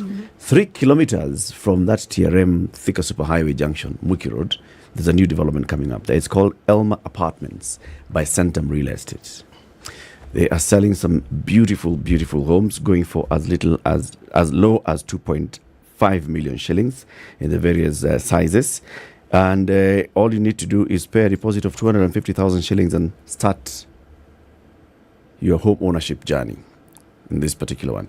Brilliant. Basically, what they're saying, Centum Real Estate, is they've looked and seen rents around this area of Kasarani. People are paying from 20,000 shillings all the way to 60,000 shillings, and you're paying rent. How about if you actually moved from paying rent to rent into paying rent to own, right? And that it's not only people who live there, it's anybody who would like to invest in a home, and you've got the capacity to actually set aside 40,000, 50,000, 60,000 shillings. You can own a home, and they have now this project, 265 Elma Apartments, which is in Kasarani, just a few kilometers, 3 kilometers from the Thika Superhighway. All you need to do to get more information is text the word Elma, which is ELMER, that's ELMER, to the number 22365. 2022 365. 22365. Send the word Elma and you'll get more information about this, how you can get your journey into home ownership. We'll be back shortly with the two ladies who are with us in the studio, Juliet Nyambura, Child Justice Expert, and Rosalind Kavata, Head of Department Access to Justice for Vulnerable Groups in the National Commission on the Administration of Justice. This is the Situation Room, the only way to start your day. Enjoy Black November with Cold Stone Creamery Kenya. Get 2 Gotta Have It cups and 2 cake slices at only 1,500 Kenya shillings, and other amazing deals for you and your friends this November. Visit any of our stores in Nairobi or Mombasa and enjoy creamy, smooth ice cream and deliciously crafted ice cream cakes. Ice cream is always a great idea. Everyone remembers the ambition they first had when they started their business. A business holds promise. An idea could blow up and change lives anywhere on the planet. But the best idea is not worth much if it can't be executed by a solid team. Introducing The Room, the talent solution that provides a global network of tech talent, relationships, and resources dedicated to drive growth and innovation in your business. Hire tech talent and pick from qualified software engineers, cloud developers, web developers, and data analysts, all vetted and trained to Silicon Valley standards. The way we work has changed, and subsequently, so should the way we hire. Visit theroom.com today and discover how we can improve your business. It's a magical Christmas at Westgate Shopping Mall. Spend 1,000 Kenya shillings and above and stand to win an all-inclusive Mediterranean cruise to the most beautiful cities in Europe. Visit Rome, Venice, Barcelona, and get to bring someone with you. You also have the chance to win once-in-a-lifetime balloon safari over the Masai Mara and a luxury stay at Mara. All right, cloudy conditions in Nairobi. We'll see highs of 26 and we'll see highs of 22 in Nakuru, where it's sunny at 15. 16 and cloudy in Nyeri, highs of 21 and lows of 14. And we'll go to highs of 24 in Eldoret, where it's cloudy at 15. 25 and rain showers in parts of Mombasa, highs of 31 and lows of 24. And we'll see lows of 25 in a rainy Malindi, currently at 26. It's 21 and cloudy in Kisumu, highs of 28 and lows of 18, and we'll see highs of 27 in Kakamega, where it's cloudy at 20. Kampala's cloudy at 20, highs of 25 and lows of 18, and we'll see highs of 31 in Dar es Salaam, where it's partly sunny at 26. It's 18 and sunny in Johannesburg, highs of 26, and we'll see highs of 33 in a rainy Lagos at 25. Kinshasa's clear at 23, highs of 33 and lows of 23.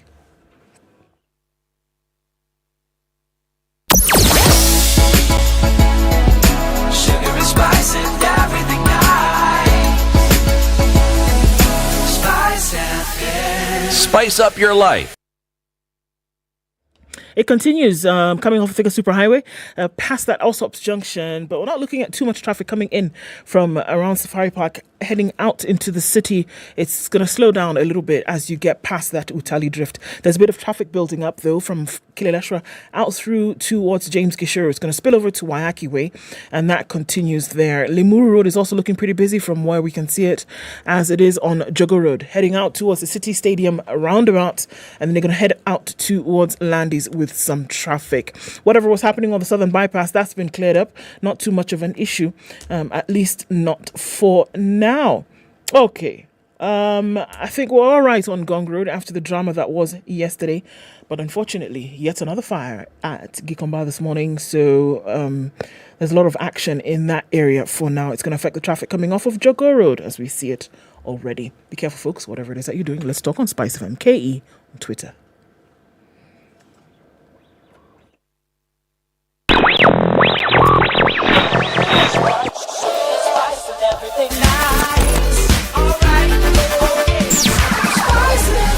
Spice up your life. Mature, intelligent talk every morning. Spice up yourself.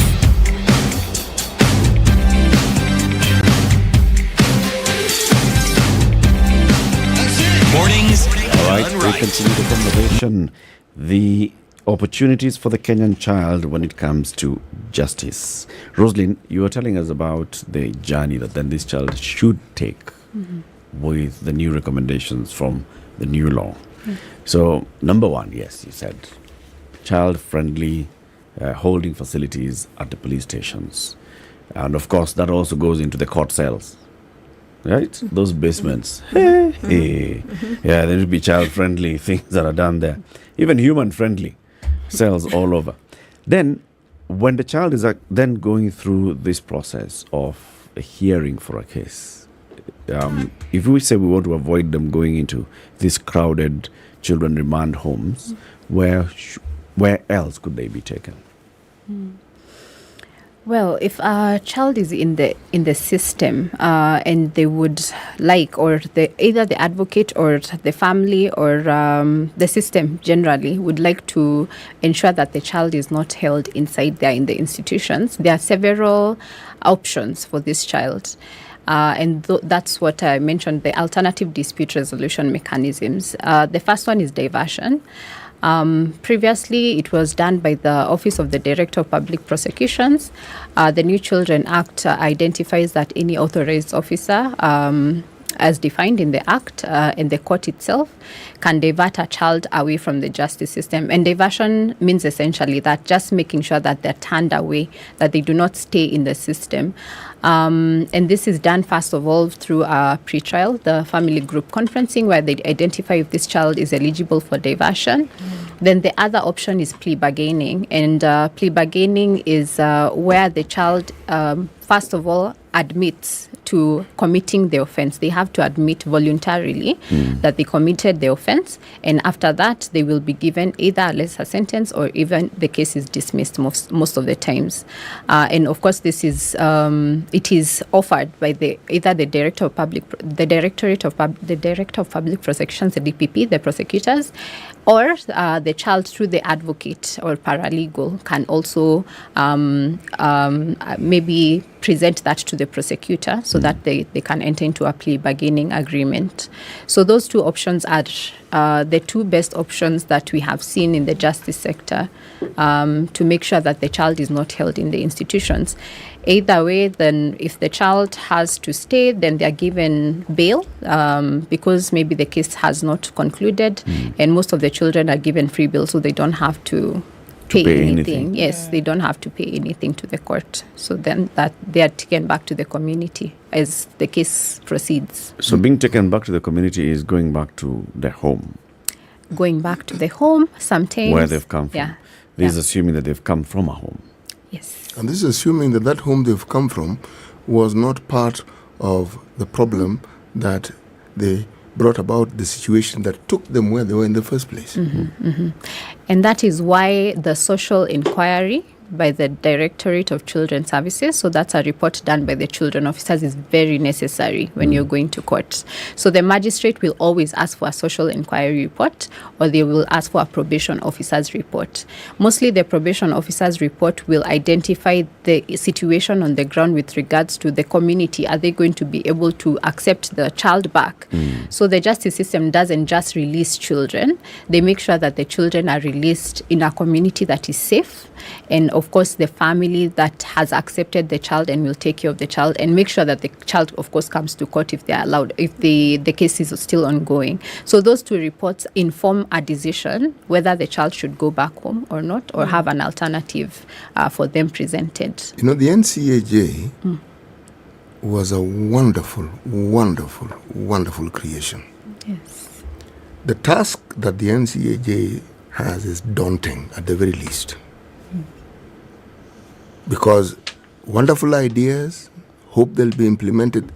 Yes, we've discussed the issues of resources and how that limits all this. However,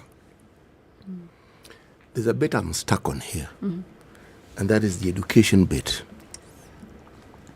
You see, as lawyers, do you think it is important for citizens of this country to start understanding aspects of the law that deal with their rights and their positions from an earlier age as possible, so that whether it is in the primary school curriculum, secondary school curriculum, or in whatever course one takes at the university or any institution, that some of these things are actually taught, so that people begin interacting with these things that have to do with their sovereignty at an early age, so that even when an issue arises and somebody has acted contrary to what the law dictates, they are not completely ignorant. Now, are they, the question now, the Kenya National Institute of Curriculum Development, I'm certain you've had conversations with them. Yes. I'm sure you've had conversations with the universities. Have any actions been taken that ensures that such things are done? Because in my thinking, if that process isn't given priority, then everything else that may influence a child towards breaking the law is what will take center stage. And so when you introduce the law at a later stage, you will probably be fighting a losing battle. Yeah, I think that's a very, very good question and a very good observation, because the Ministry of Education is a very key ministry. I think that, of course, they're the ones who deal with most of the children. If ideally all the children go to school, then they're the ones who identify where the child is. They make sure that the child is educated, is knowledgeable in everything that they're supposed to. However, I think that has been a gap. Are they members of the NCAJ? They are members of some of the committees. We co-opt them. They're not a member in the council. They ought to be. Yeah, they should. Should be. I think the problem is we see that sometimes when we talk about justice issues, a lot of times people tend to think about people who have conflicted the law. So, in other words, then you only have members who are dealing directly with the justice issues. What we have to keep remembering is that for children, and I mean for everyone else, is that the rights that are bestowed upon us under the Bill of Rights in the Constitution, they are for everybody. And therefore, try as not to compartmentalize institutions and organizations and agencies so that we don't include, for instance, the Ministry of Education or the Ministry of Health, and who also bring quite critical issues. But I also have to say that within the curriculum, children are taught actually their rights. They are taught. The question that teachers have always asked me, because I also train teachers to train children on the rights of the child, is, if you keep insisting that these are the rights of the child, then the child will one day say, hey, you can't do this against me. This is my right. I have my 6-year-old nephew who told the teacher, you cannot beat another child. It's against the Constitution. And the teacher was shocked, very shocked. They were like, what do you mean? And the child said, it is against the Constitution to beat up a child. So the teachers and the community has always had a problem with, so if these are the rights of the child, what if they carry a placard against me?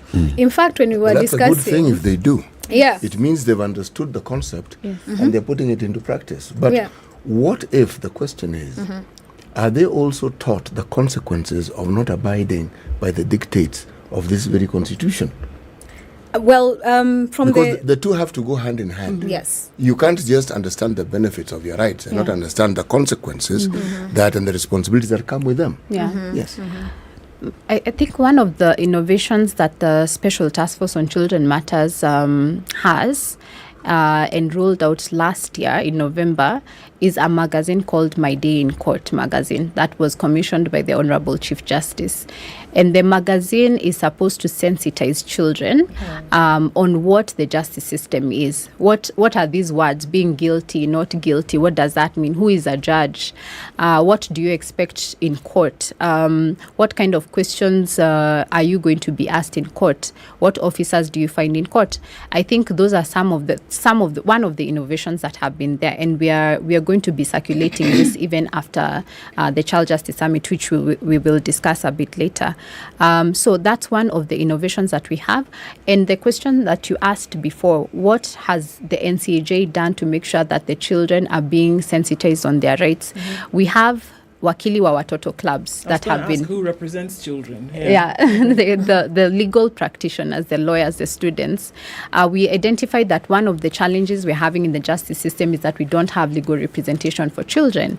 Lawyers, either we don't know if it's a lack of interest or it's because there's no money, it's not millions there. Is it a specialty that is taught? It's also an elective in the universities. So that is the other problem, is that children and the law, which I teach in Kabarak University, is an elective. So you have, out of 100 students, you will have 25 students who pick you. They pick the lecturer or they pick the class because it's either easy or not. So it's also an elective, and I also studied children and the law as an elective in the university.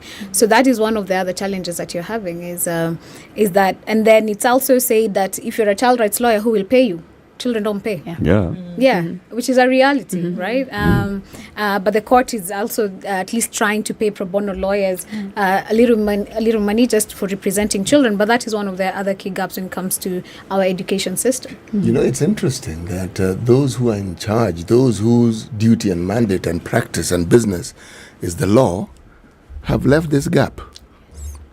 I say this because it is the largest population of possible clients is in that group. Yes. And yet, this very key thing of representation, you have pediatricians, doctors who take care of children, parents pay. Because clearly the children don't pay. Okay. It's a challenge. For the legal part, though, we have to admit that, for medical, the parents will pay. For legal issues that children are facing, sometimes, and research has also shown, it's the family that are perpetrators. Unfortunately, doesn't mean they can't pay. People who are close. It's true, and we can actually, under the Constitution, enforce that. We can make sure that the state pays, because the state is the one that has a responsibility on children. And then the parents also have a responsibility within the Constitution, within the Children Act, and all the other international laws. It's the parents and it's the state that have the responsibility. We can force them to pay. But can we also be alive to the fact that some of them come from very humble backgrounds? And so they're not able to pay. And that is why, in my own thinking, then the state bears the ultimate responsibility when it comes to the rights of children and enforcing those rights, if we have our priorities right. Regardless of whether the children are perpetrators or not. That's what I'm saying, Yes, if we have it right, under the social assistance, social protection, under the Ministry of Labour now, social protection, if we actually get our ducks in a row, the first thing we should do is identify children who are actually vulnerable to crime. That means that in conflict or to be victims. Once we're able to identify, because it's the push factor here is poverty. The push factor is lack of education. The push factor is access to medical health, and such like issues. So if we go back to the government that is responsible, according to the Constitution, for respecting and fulfilling and promoting the rights of everybody in this country, then if we identify those vulnerable people, which is what pushes them to the justice system, then we will not have to wait for advocates who are supposed to represent the children. We don't have to wait to fund the police, for instance, so that they can establish a police cell for children. We don't have to wait for the court to establish a children's court, for instance, if we get our ducks in a row. And there are countries that are doing that. But the Constitution actually catered for this. If you look at the laws that you people work with as lawyers that relate to the office of the DPP, that was not the only office that was supposed to have been created. Okay? There's a public defender. Now, we argue about all these things, and yet there is a provision within the law where you can actually do these very same things we're doing. No one removed it. It's just not funded, so it's dead. So It isn't as though we are in a completely impossible situation. The avenues that we take seem to be the ones which seem comfortable, and there's this one which requires probably butting your head with the government, because if we are pushing the agenda for children, I don't think we can allow any gaps, because whether we like it or not, these children will grow up. And the circumstances that we allow them to grow up in will impact on who they are. And this society and community that we talk about, it starts forming at a very early age. So now, if we have laws that enable us to do that, and then we are not doing anything to enact them, then really what are we doing? Beyond claiming that we are looking into the matters of children and trying to ensure that the lives and the rights of the children as enacted in our constitution are actually adhered to. And in lieu, I don't want to say in lieu, but I can, to some extent, in lieu of the Public Defender's Office, then we have the National Legal Aid Service. Then they're supposed to give legal representation. How does that one work? They're supposed to give legal representation to everybody. So what we have, this is what is unique about children, and this is why I really am grateful for the Task Force on Children Matters that was established in 2016, is because we realized these gaps in institutions. Right? And so what we did is we brought on board everybody who could serve children, regardless of whether you have money or not. The question about resources, quite honestly, it's exhausting. But we have a little that we can actually put into use. And so therefore, one of the things we did is we empowered and brought on National Legal Aid Service, which was, I think, under the Office of the Attorney General. I'm not sure if it's still there. There's always questions about resourcing. But I can say that the National Legal Aid Service has really supported the task force, especially when we started what we call the service weeks. That means, going to court, training the courts, telling them this is what you do with children, then clear backlog. So we would always go with us. And this is a practice I'm hoping that can be, entrenched. But it's something that when we went to train for instance, the court user committees, we would go with a lawyer from Endless. So that they can join us in that, that entire week as we are representing children. So it's a practice, and this is what I think. I think it's a one child at a time kind of thing, because we also need to what is the word? Budget, so that we can show that this actually works. So now, right? There's a judiciary fund. You've talked about, all of these things come into looking at the vulnerable people in the society, the State Department for Social Protection. Does it have representation in the National Council on Administration of Justice? And should it? So that then they're able to sit in these conversations and know the role that they ought to play in also pushing for budgetary allocation for the vulnerable when it comes to justice. So I think with that question, I think it's good for us to have a very broad picture of the justice system, because the justice sector is not just the judiciary. We have so many other actors in the justice sector that needs to be funded, because for us to have a coordinated justice system, all of us need to be resourced. So the judiciary needs to be resourced, the National Police Service needs resourcing, National Legal Aid Service, Directorate of Children's Services, the National Council for Children's Services, the Law Society. We need all the actors at the same level in terms of resourcing, so that the child, when they're passing through the justice sector in all points, they get the same quality of care or service, or the infrastructure is up to par or child friendly. So what the NCAJ, through the Standing Committee on Administration of Justice for Children in Kenya, has done, and with the support of UNICEF, we had a costing exercise. So that means checking the expenditures on what budgetary allocation has been made for children, and then what is the deficit. And then how much do we need to invest in the next 3 years so that we can get an ideal child justice system that offers the quality of care the child needs, that is very well coordinated and has the proper infrastructure for children. So that is one of the reports that we will see launched next week. And it identifies the budgetary allocation that is needed to have an ideal child justice sector. So we need to fund everybody, not just the judiciary fund. So everybody needs to have some resources allocated for children. It's a very sad state of affairs because most of the justice agencies do not allocate funds for children, even if they're handling children. Yes. So that's the situation now. Big push that's needed on that front. Yeah. Ladies, we thank you very much for joining us today. And once again, the Child Justice Summit is taking place next week, 28th and 29th of November. Where can anybody attend? So it's going to be live. It's broadcasted. It's going to be live. And the chief guest is going to be the Honorable Chief Justice of the Republic of Kenya.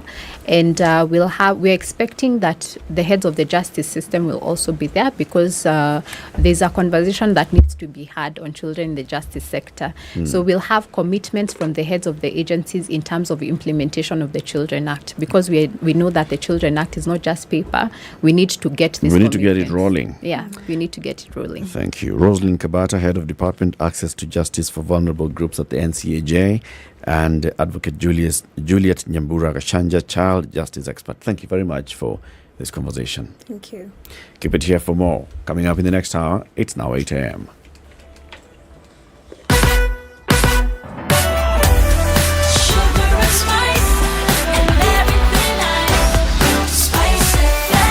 Spice up your life.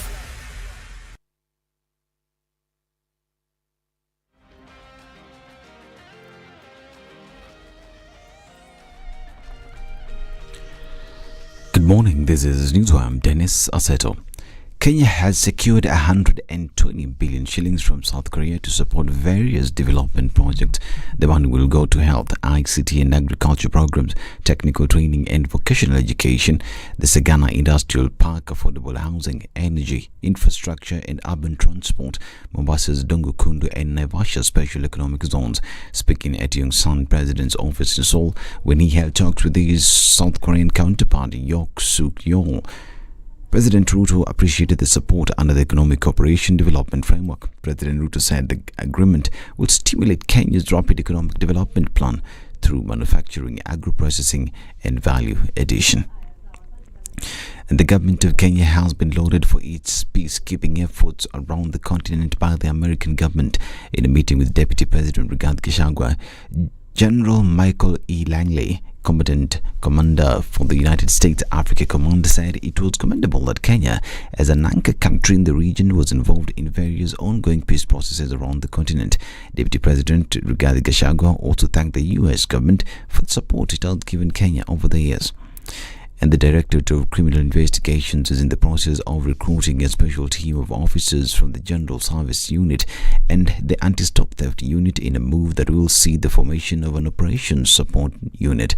In a letter dated November 17th addressed to both the Deputy Inspector Generals in charge of the administration and regular police service, DCI Director Mohammed Amin requested the head to shortlist 50 candidates from each of their four said units for deployment to the special team.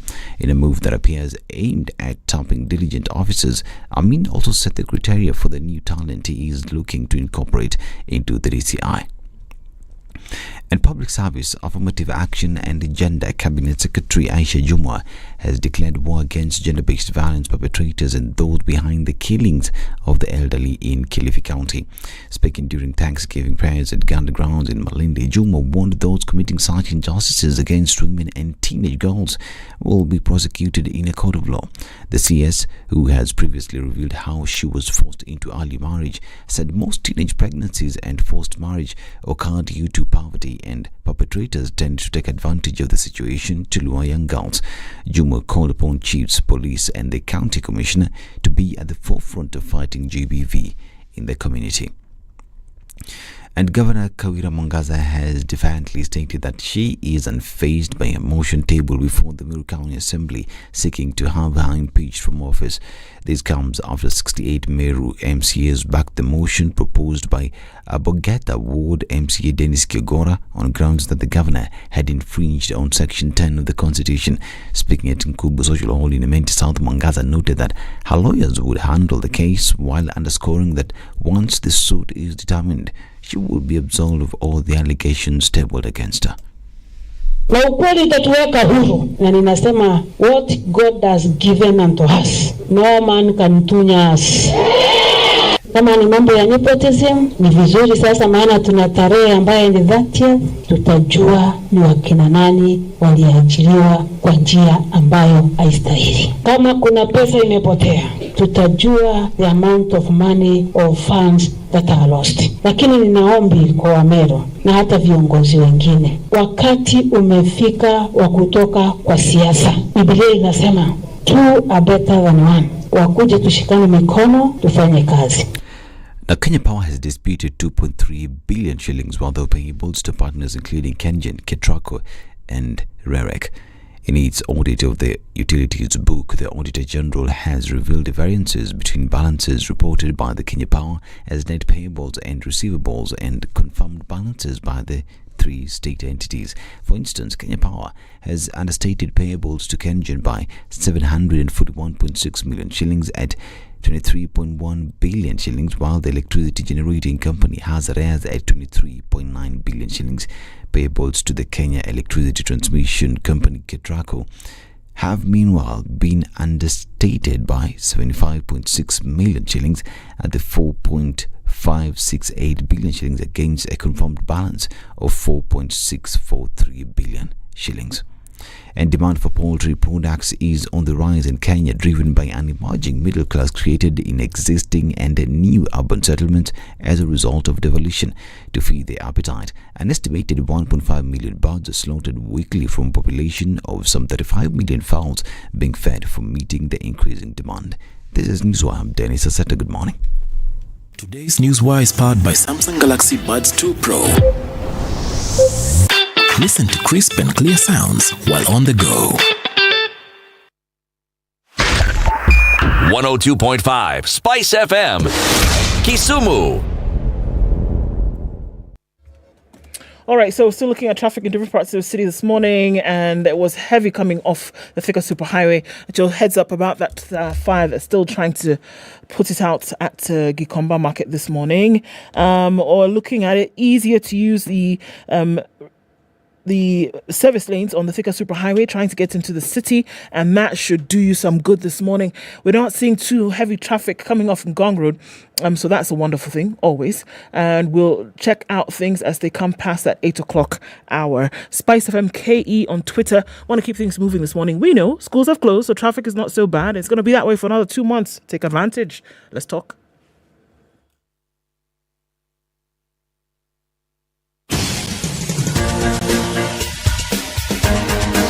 This is The Situation Room, the home of hard-hitting political commentary and penetrating insights about the state of the nation. This is a talk radio experience like no other. The Situation Room, a place for hard truths, debates, and elevated conversations. The Situation Room, witty, political, engaging, deep, controversial. In the room, we have C.T. Muga, researcher, academic, seasoned political observer, a fountain of wisdom in these politically uncertain times. Ndu Oko, Nigerian by birth, Kenyan by choice, communications expert, Pan-Africanist, a truth seeker and believer in people power, and Eric Latin, agent provocateur, the man in the chair, seasoned journalist, news hound, a man who believes in punching up, not down.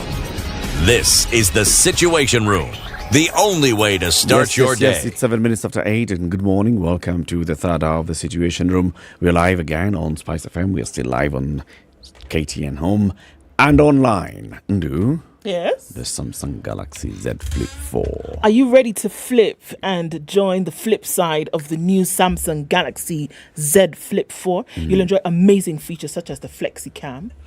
You know how you can do magic? Yeah. You know, I keep telling you do magic. Yeah. This phone can do magic. With the FlexiCam. It allows you to do, yes. You can be doing other things while the phone is working for you. How about that? I mean, you can video call, you can chat with your friends, you can take selfies and do so much more hands-free. You actually don't have to touch it. You can be doing other things. It's designed with you in mind.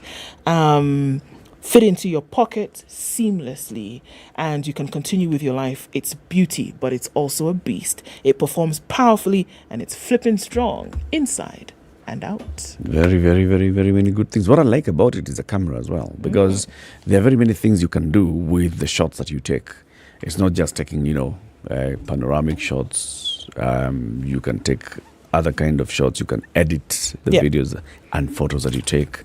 You have a lot that you can do with the front camera, with the back camera, with all of them. Very, very many good things. Siti Muga is about to sit down so that he can tell us the day's proverb, which is from Western Sahara, and which is very unfortunate. It was an unfortunate accident, something like that.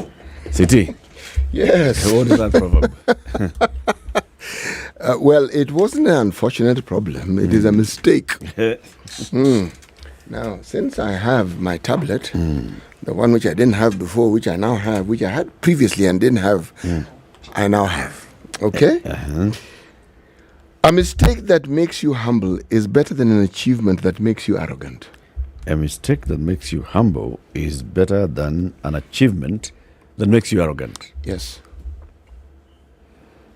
That is a proverb from Western Sahara. Yes. And this is, of course, to everybody else. Indeed. Not you. Because to you, the success is, of course, more important than a mistake. Oh, no. A humbling mistake. This statement is true of life. And I'm sure it's still true. Yes, it is true of life. And I would have been more susceptible to it when I was younger. Now that I'm in my second youth, I would look at this particular matter, should we say, not even with a pinch of salt, delightfully spiced up. Yes. Why so?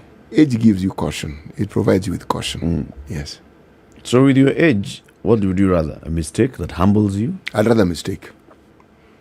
I'd rather not just a mistake, but I'd rather have people who even point out these mistakes to me. In the manner that they see fit. No, not everyone will point out a mistake politely. Others will start by perhaps summarizing what they think of you. Then how about I give you a win-win situation? Yes. Okay? Success, you can have the arrogance, then the other people will look at it as a mistake and they'll point out to you the mistake. So, but at least you have success. This thing of always bringing here with mistakes and you're humble. Oh, no. But the humility doesn't prevent you from moving ahead. No, it doesn't. It just makes you, should I say, cautious and cognizant that the others on this planet other than yourself. Sawa ni shauri yao. Hapana. Aya basi. Unaishi na wao na bila wao hupo. So. Anyway, Samson Cherargei is the Senator for Nandi County. He's joining us now in the studio. Good morning, Senator. Morning, Eric. Good to have you on the show. Thank you. Welcome to the hot seat. We've been looking for you. I know. Finally, wewe hapa. Ndio wewe huyu hapa. Nimepatikana leo. Very good. Yes. Welcome to the Situation Room. Thank you, sir. Now, you have been leading a conversation that is with regards to maize, advocating for maize farmers, and saying maize farmers have done their bit, which is they've gone to the farms, they've produced a crop, they have harvested, and they're about to harvest. And then the government is looking at the available stock in the market. And the government says, with the shortage that we have, we want to fill the shortage that we have. And the government has proposed its own way of doing things. And you're up against that proposal by the government, which is to open the importation of duty-free maize into the country. Nimesummarize mambo yote vile tulivyo so far. Those are around 6 questions. It's no question yet. Just looking back at where the issues as they have been so far, right? Yes. So, question number 1. Yes. Why are you so vehemently opposed to the importation of maize into the country? Thank you very much, Eric, and it's good to be at the Situation Room. Interestingly, you guys have been following you since the inception of the program, and I love the incisive engagement you normally have. And I had to read overnight to be able to appear in this show. The reason I'm not against the government decision to import. You remember the Gazette notice that was issued by C.S. Ukuri Atani expired in September. Yes. The only problem that we had as members of parliament from maize growing areas is the timing. When you go to Nandi and North Rift and any other, including Trans Nzoia and Western Kenya, this is the season we are harvesting maize. So, and we are projected to maybe, God willing, to harvest around 42 million bags. The demand that the country needs is roughly 50 million bags. So what we were requesting and the government is to give us time up to February, March, buy all our maize mop-up, take it to the National Cereals and Produce Board. Then from there, they can now tell us the shortfall. So because how will you know the shortfall? The next issue is, you remember, Eric, that and my colleagues here, the cost of farming this year was more of what other people would do. We were being patriotic. We were buying one bag of fertilizer at 7,000 shillings. The cost of diesel was high. The cost of plowing was high. The cost of weeding was high. If you do an average cost of producing one bag of maize, it is 4,000 Kenyan shillings. We are now selling at 5,400 shillings. It will only allow us to recoup our expenses. So if you give duty-free maize, it means if I go to Zambia or wherever I get those maize, be it GMO or not, if I buy at 1,000 shillings, it is duty-free. When I come through Malapa border, I don't pay taxes. What does that mean? It will mean the millers will say, hallelujah, give us this maize. It's cheaper, it's 1,000 shillings. If we sell that less than 3,500 shillings per bag, we are making a loss. What does that translate? We will not have the energy to go to farming in the next planting season.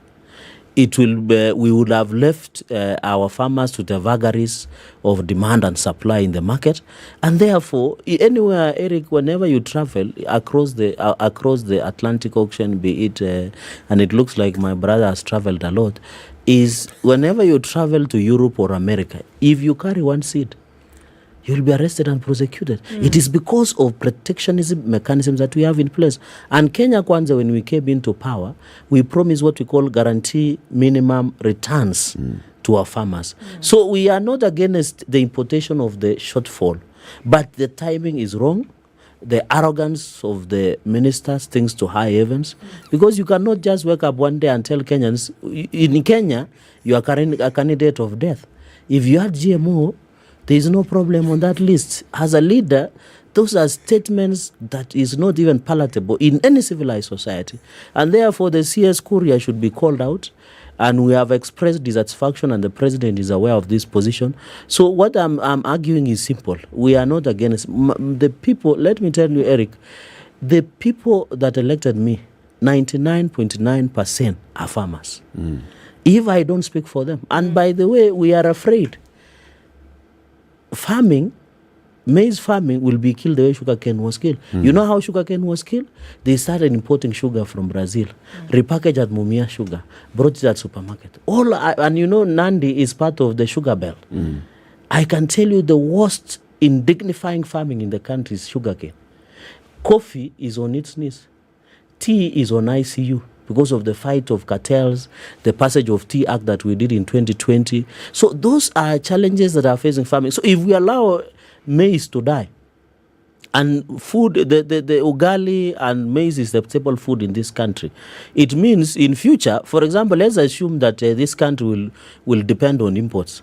Let's say we are depending on Ukraine to get our food. When Ukraine and Russia fight, where do we get our food?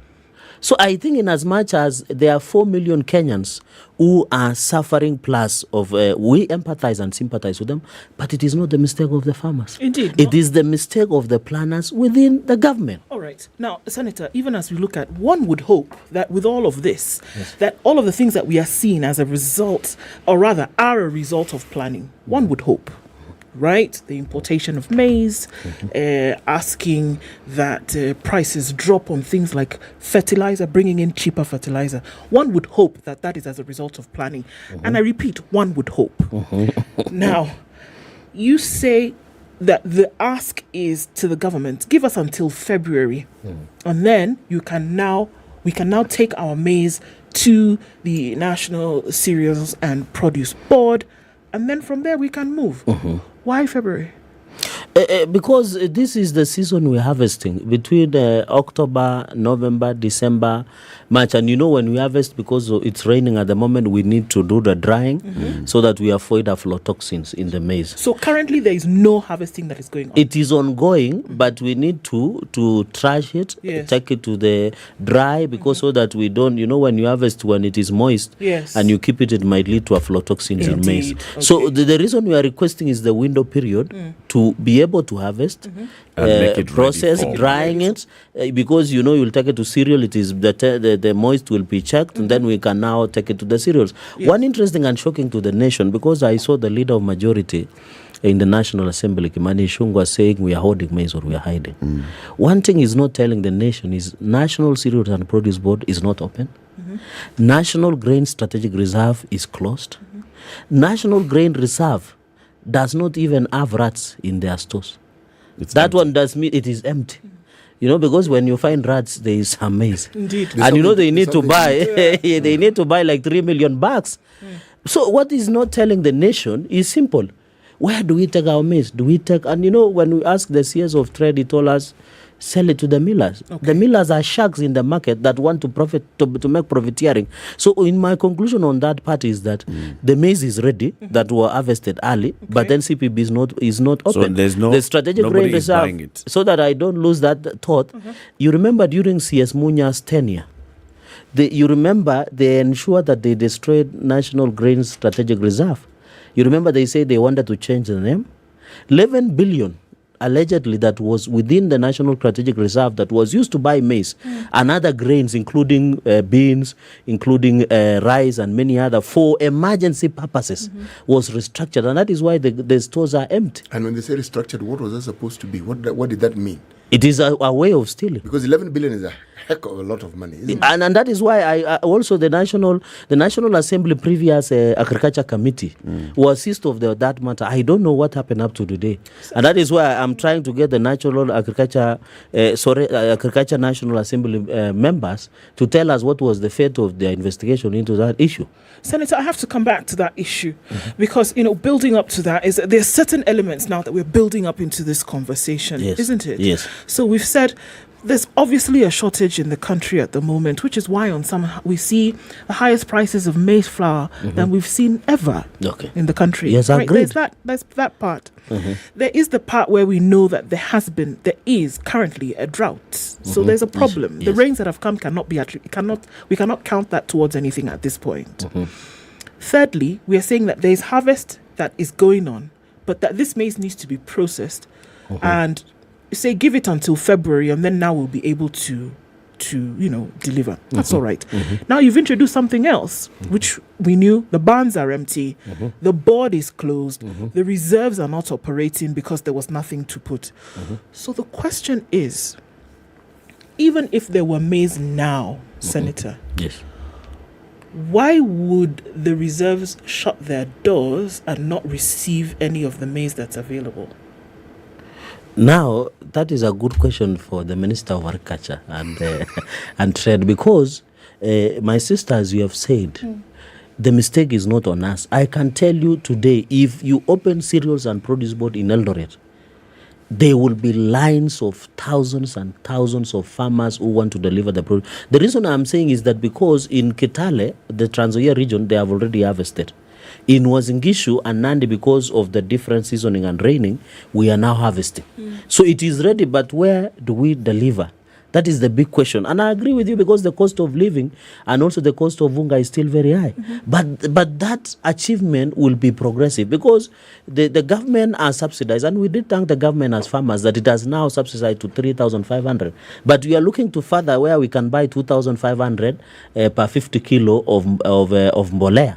We can only feel that effect in the next planting season, because the cost of fuel is still high, the cost of plowing is still high, and the cost of weeds. And now we have another fight, which we will have a discussion in future, is even the herbicides and acaricides, the herbicides that we use, or not acaricides, is, as in some countries like America, it has been banned because it has elements that might cause cancer. So the point I'm trying to make is simple. The maize is ready. Where to deliver is a problem, because if today National Cereals Produce say on Monday we are opening to buy, they normally buy 3 million bags through the strategic grain reserve, we'll be able to deliver. So it is not our mistake at farmer. And number two, I agree the cost is still high, but the problem is who made a mistake of not ensuring that our grain reserve do not have necessary grains like maize, like beans, like rice, like ndengu that we have. This country, we must plan for it. If we have to ensure there is food security, like for example in Kitui, when there is ndengu, it is always there until they are being thrown away. There is a season where we have milk. It reaches a point where we drain, we tunamwaga milk on the streets because there is nowhere we are taking it. So the issue is we must plan ahead, and the people to assist us to plan ahead is our government and the necessary minister. And that is why we thought if the new minister, Senator Mitika Lenturu, would come, we need to stick at stakeholders and say in future, what do we do when we have excess of food so that we protect Kenyans that may face hunger in future? And these are the questions, Senator, because as I listen to you, I get the sense, the point that you're raising. Yes. The point that you're raising is that farmers are harvesting now. There are farmers who've harvested. Yes. There are farmers who have maize in their stores and Correct. they'd like to sell. And bearing in mind the high cost of production, there's a certain minimum that a farmer cannot go below. Yes. And we'd like to sell at beyond this point. Now, the Kenya Kwanza government, like you've said, came into office on a campaign of looking and taking care of the interests of the farmer. Agriculture is one of the key pillars of the Kenya Kwanza manifesto. Correct. And the president's first pronouncement was, let's support the farmer. Fertilizer, Correct. lower it so that future harvests shall be cheaper. Now, I'm struggling to understand how this same government that is so focused on the farmer and has a minister in office for agriculture is actually quiet on the matter of food and food security as we talk. That the Minister for Trade is the one who's talking about it, because trade about importation, that is where his line begins and ends. Yes. But where is the Minister for Agriculture? Where are the questions being asked to this Minister for Agriculture? Because the question that you're asking, you asked the same questions in the last Parliament. Yes. You and others in the Senate, including the current Speaker of the National Assembly, Moses Wetangula, we formed were a committee asking then these even. questions Yes. about our strategic grain reserve, about Ukur Yatani's move and Peter Munya's move to disband the strategic food reserves, about all these moves that were taken. So I'd have expected that with that kind of leadership, where now the former senator is a speaker in the National Assembly, where a former backbencher senator is now among those who are the old people in the Senate in the current government. These are the questions you've been asking the right people, not making press statements. I agree. One thing you need to appreciate, I agree. The Kenya as a country is agro economy. As a country, our economy and backbone is farming. Personally, it's because of maize that I went to school up to the level I am. Senator Mitika Linturi is a good man. He was my vice chair when I was the chair of JLAC before I was the whip over those fights in our beloved government of Jubilee. I did call him personally when this issue came up on Sunday. Unfortunately, he was on his way to South Korea accompanying the president, looking for better opportunities. He assured me that he would be on top of this issue when he comes back. And I hope when he chats back either tonight or tomorrow morning, we shall have a conversation, our meeting. But one thing we are still keen and happy is that no Gazette notice has been issued allowing importation. And that is a good thing. And we hope it stays that way until we have a mutual agreement. Number two, the reason you're asking why did we go to the presser? The people needed to know what we are doing because we can't keep them in the dark. Even now, they are listening to SpiceFM and following through your other channels. And therefore, it is as a parliament, we must always keep updating. Under Article 34 and 35, the right to information, media freedom, people should know what is happening. And essentially, we were not censuring anybody. What we are just doing is simple, is informing the public that we are aware of the matter. Is raising the matter. We are raising the matter. Yesterday, even I raised a statement on the floor of the House to now summon the CS of Trade. You know, the reason CS Moses Kuria comes on board is because there is a parastatal called Kenya National Trading Corporation that is used for importation, and that is where he falls in. But what shocks us is that what informed him to allow importation, yet the Minister of Agriculture is silent. I thought the Minister of Agriculture should be the one initiating and saying, we are projecting a version of this, we are projecting that farmers will harvest this amount. Then now they make a request to the Minister of Trade. And therefore, I think as government, I know because everybody is new, they are new, we can forgive them because they are still on induction orientation. Let me ask the question a different way. Yes. So the CS for Agriculture has been silent on the matter. Correct. All right? Yes. He is the person who is in charge of the National Cereals and Produce Board, which you say has its doors closed. Farmers cannot sell their maize there. Correct. Right? Yes. The CS reports to the president. The president at the coast last week amplified what the CS for Trade had announced earlier. We are going to import duty-free maize in the country, which means that the decision to import duty-free maize has been made at the highest level of government. And that's why I'm asking the question. Have you asked what the fate of your farmers is presently to the president and to the CS for Agriculture? One thing, Eric, if my memory serves me right, the cabinet, that were outgoing cabinet, although there is a matter in court, is that they lifted the importation of GMO products in the country. As far as we are aware, as members of parliament, and we have consulting with the highest office and senior officers in government, is they were not in cabinet that they sat and said, we shall import duty-free maize into the country, be it GMO or not. And therefore, the issue of GMO is a different animal altogether. What we are singly focused is on the importation of duty-free maize. And the president has been consistent that they needed to protect the farmer. And that is why I'm saying the conversation we are having here is we have already engaged the president and the Minister of Agriculture. And that is why I told you we did call the minister personally, CS Linturi, and he said he is in consultation with these senior ministry officials on how they can handle this matter. And I think so far they are doing very well because Gazette notice has not been issued. Because if the Gazette notice has been issued, it would mean our engagement would not bear any fruits because they would have a legal backing. And therefore, I think the Minister of Trade was misled by millers because millers are sharks who would want to maximize on the profits.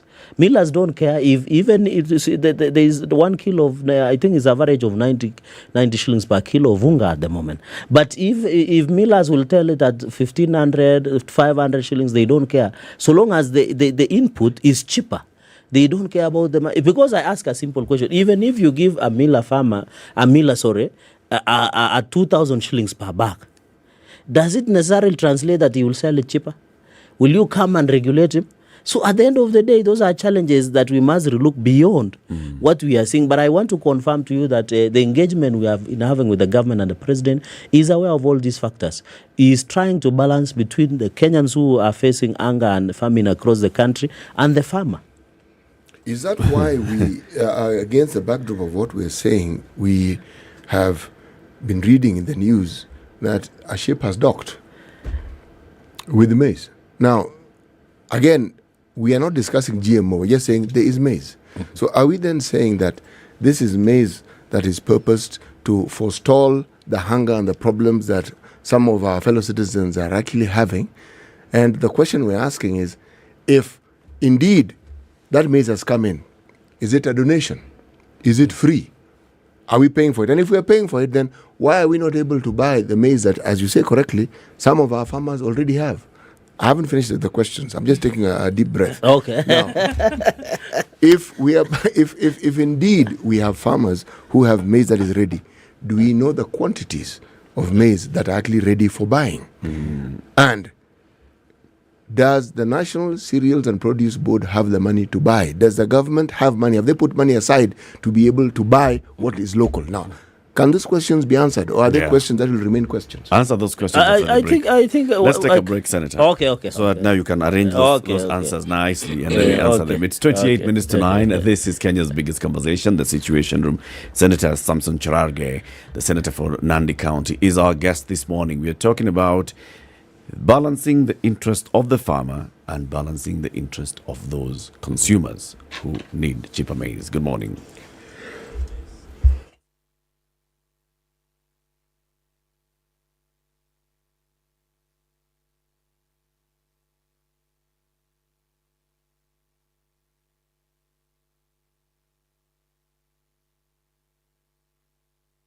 It's a magical Christmas at Westgate Shopping Mall. Spend 1,000 Kenya shillings and above and stand to win an all-inclusive Mediterranean cruise to the most beautiful cities in Europe. Visit Rome, Venice, Barcelona, and get to bring someone with you. You also have the chance to win once-in-a-lifetime balloon safari over the Masai Mara and a luxury stay at Marangecha Camp, and the opportunity to win 500,000 worth of luxury furniture from Queen Picks. It's magical, and it's all yours to experience simply by shopping at Westgate Shopping Mall. Congratulations. You've seen the hand of the Lord. Thank you very much.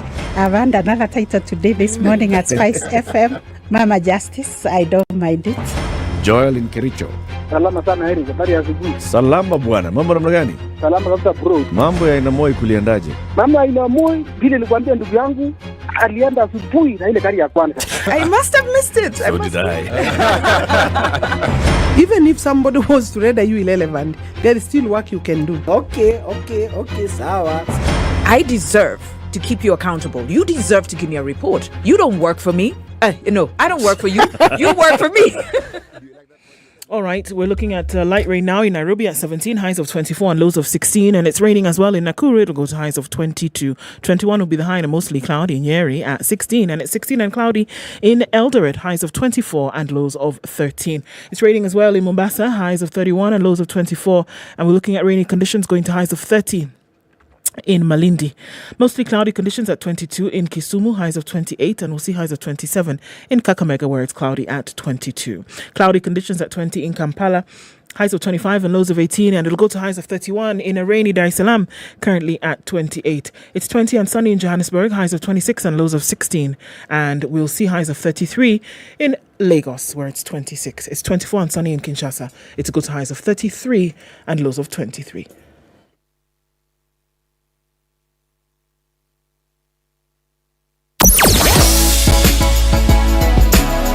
Spice and everything nice.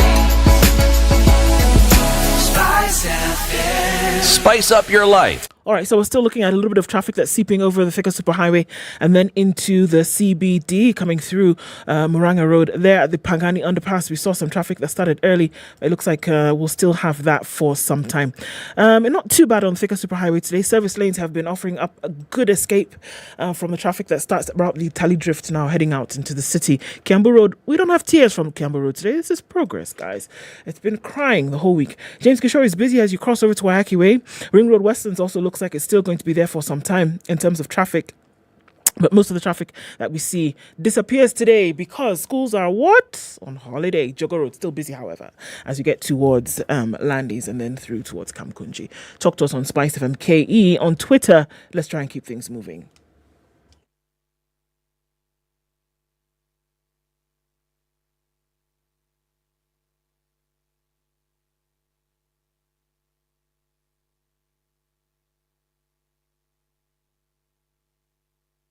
Mature, intelligent talk every morning. Spice up yourself.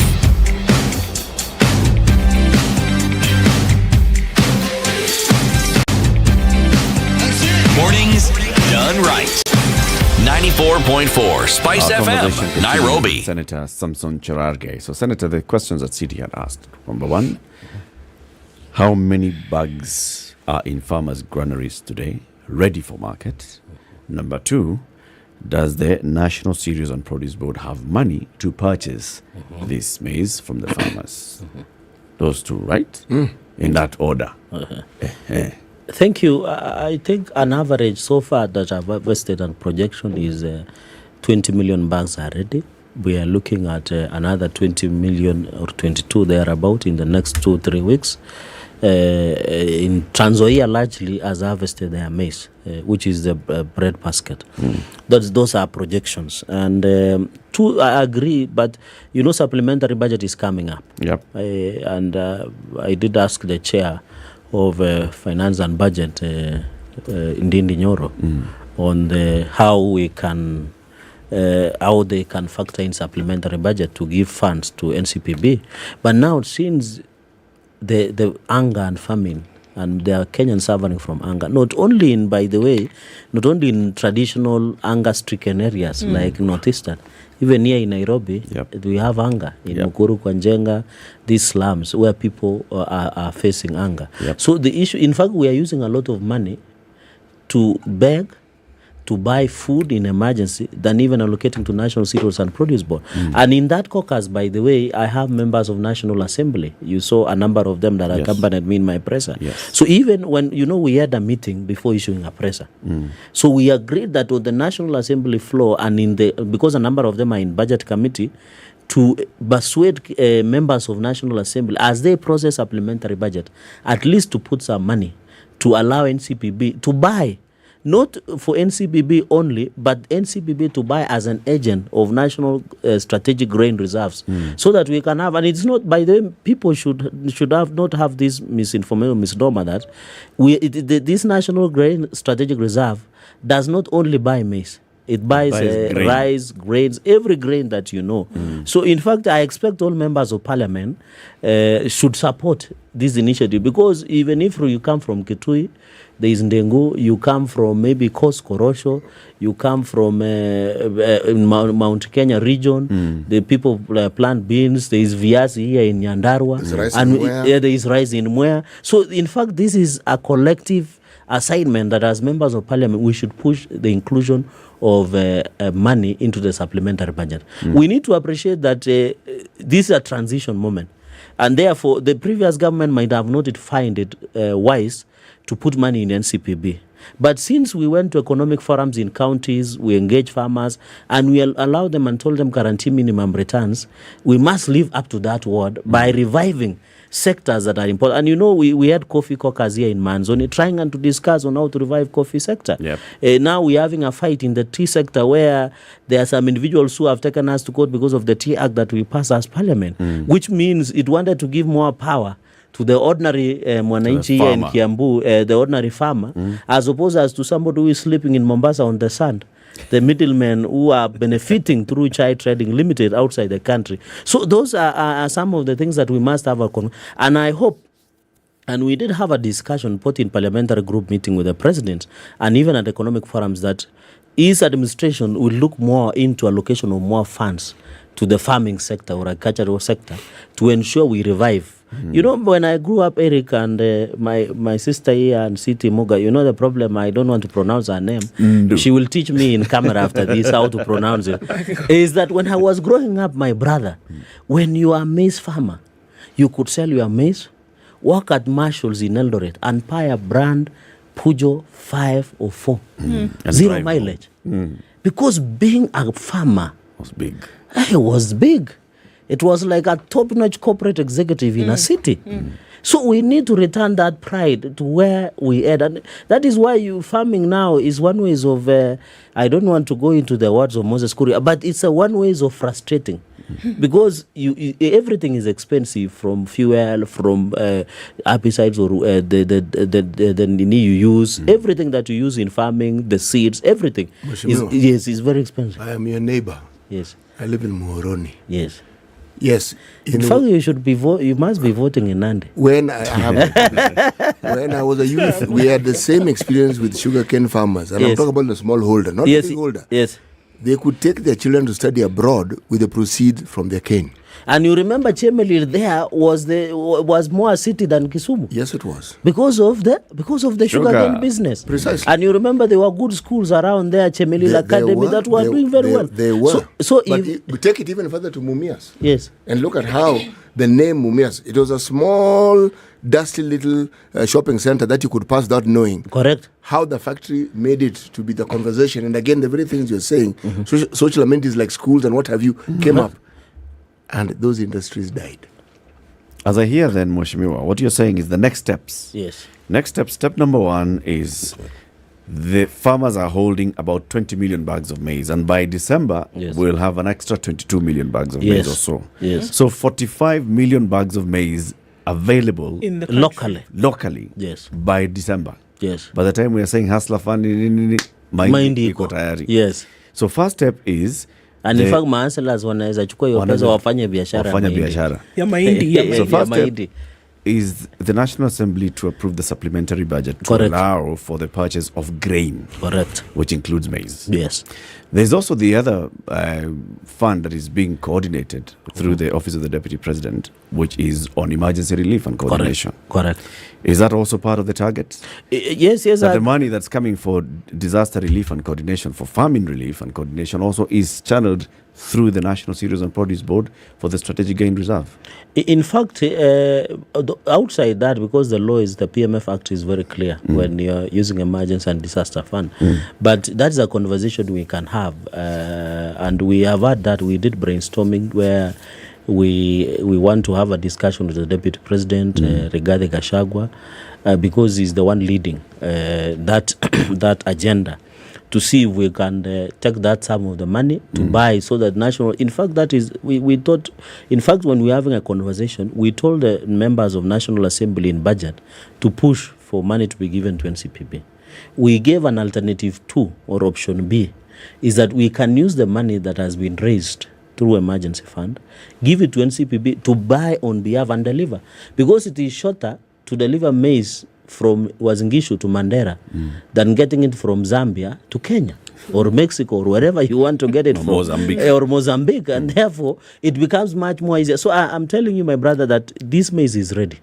Okay. The mechanisms of getting it to the market and access to millers and consumer is where the challenge is. And you know, as farmers, our hands are tied. We can't, you know, by the way, if today we were told deliver to SpiceFM maize, you can get thousands and millions of bags to SpiceFM. Is there an irreducible minimum price that your farmers are saying, below this price we are not going to sell, either to NCPB, to whichever miller, or even to Eric in the studio? In fact, our proposal was we match the fertilizer price. 7,000 for 7,000. So that we recoup the expenses. And you know, we are just using fertilizer. We have not had diesel. We have not, for a 90 kilogram bag of maize.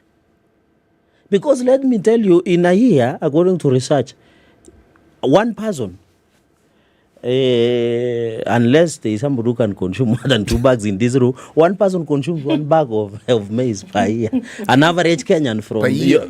Yes, per year. One bag. 90 kilos of ugali. 90 kgs. One person? Yeah, one person. So okay, it's ugali, the one that is, yes, ugali. Yeah, it makes sense. Yes, so from my neighbors in Western, maybe they can do 2 or more. They can do or more. But Nairobians, because of the nutrition and don't eat a lot of ugali, can do an average of 1. But now, what we are saying is that, so when you look at through those eyes, it is important that... But 7,000 is too high, Mheshimiwa. No, it is practical. What's the highest that the NCPB has ever bought? The highest that NCPB has ever bought is 3,000, before 2,500. And you know, NCPB will assist us to checkmate the millers. Because if, for example, NCPB, you know the prices we are selling huko kwa mashinani huko kwenu. Farm gate. So unajua mimi ndio napea nyinyi mahindi. Yes, hapo.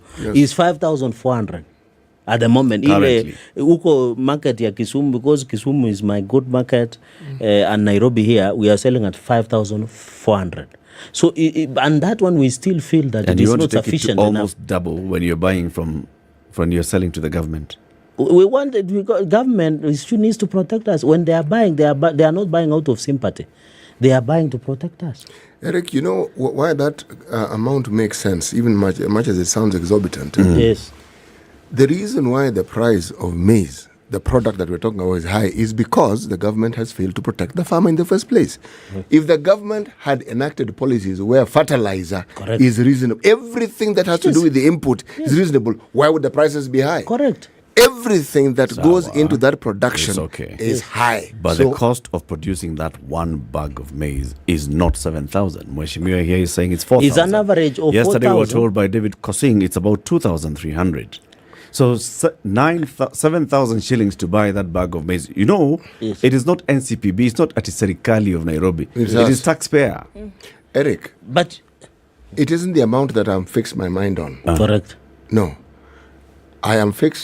My mind is fixed on ensuring that the farmer gets adequate recompense for his produce. Correct. That is really, that is my argument. What's adequate if they've produced it at 3,200? How do we know that that is the cost? Because they've told us. The average is just go ahead. You're saying the average is 4,000, not 3,200. Yesterday, because I'm a farmer. David Kosing told us 2,400. Kosing does not grow maize majorly in West Pokot. It's majorly in Trans Nzoia, and you know the reason West Pokot might be cheaper, Eric. They might be right because some areas is still fertile. Okay. So they don't need to use a lot of mbolea. So his constituency because as we have farmed over the years, the quality of soil has gone down, and therefore we need to use a lot of mbolea. Okay, that's understandable because we also understand that on the eastern side of the country, Kwale and Lai, is 2,300. Because the soil is still strong. Just like when you plant in Uganda.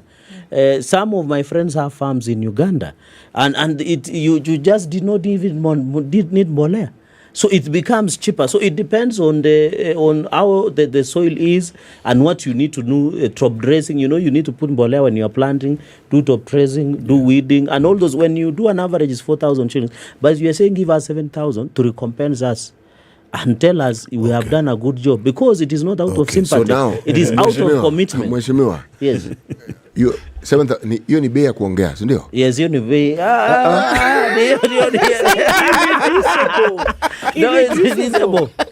Irreducible is what they are saying. So that CT, we can go back, we can be re-energized to go back to farming. Tunaweza vaa gumboots sasa na t-shirt na kurudishia farmer shukrani. Ya kurudishia shukrani. And then now CT, as you know, so that you come in, is that Eric and my sister, is that money, by the way, schools have closed. That money farmers will need for their school fees, for their upkeep, for everything, and then get back the remaining money to go back to farming. I'm fixated on the 7,000 though, Mheshimiwa. I can hear what you're saying, but I want you to look at it from you are currently selling in the market at 5,200. But when it comes to selling to the taxpayer, you want to sell it at 7,000, Bob. I see the hand of unscrupulous middlemen here who will go and buy that maize from the farmer at farm gate at 5,200 or even less and sell it to the government at 7,000, because to Meamu and 7,000. Who takes the maize to? But Eric, there is some, although we failed during last season, there was a way there NCPB you needed to produce a copy of title deed, the number of acres that you are farming to be allowed to sell to NCPB. We can introduce such mechanisms where you have even a letter of the chief, although that issue was a bit hazy. It was not coming out very well. But where that is a good process where there was a letter for of maize has cost a cabinet secretary in the Ministry of Agriculture his job. Of course. And we know this. Of course, even the history, the issue of maize has started during Paul Ngei and those days in the 60s. So what I'm trying to propose in such situation where middlemen are there is that what we can do is introduce some measures or stringent measures so that we don't give undue advantage to unscrupulous middlemen who want to exploit.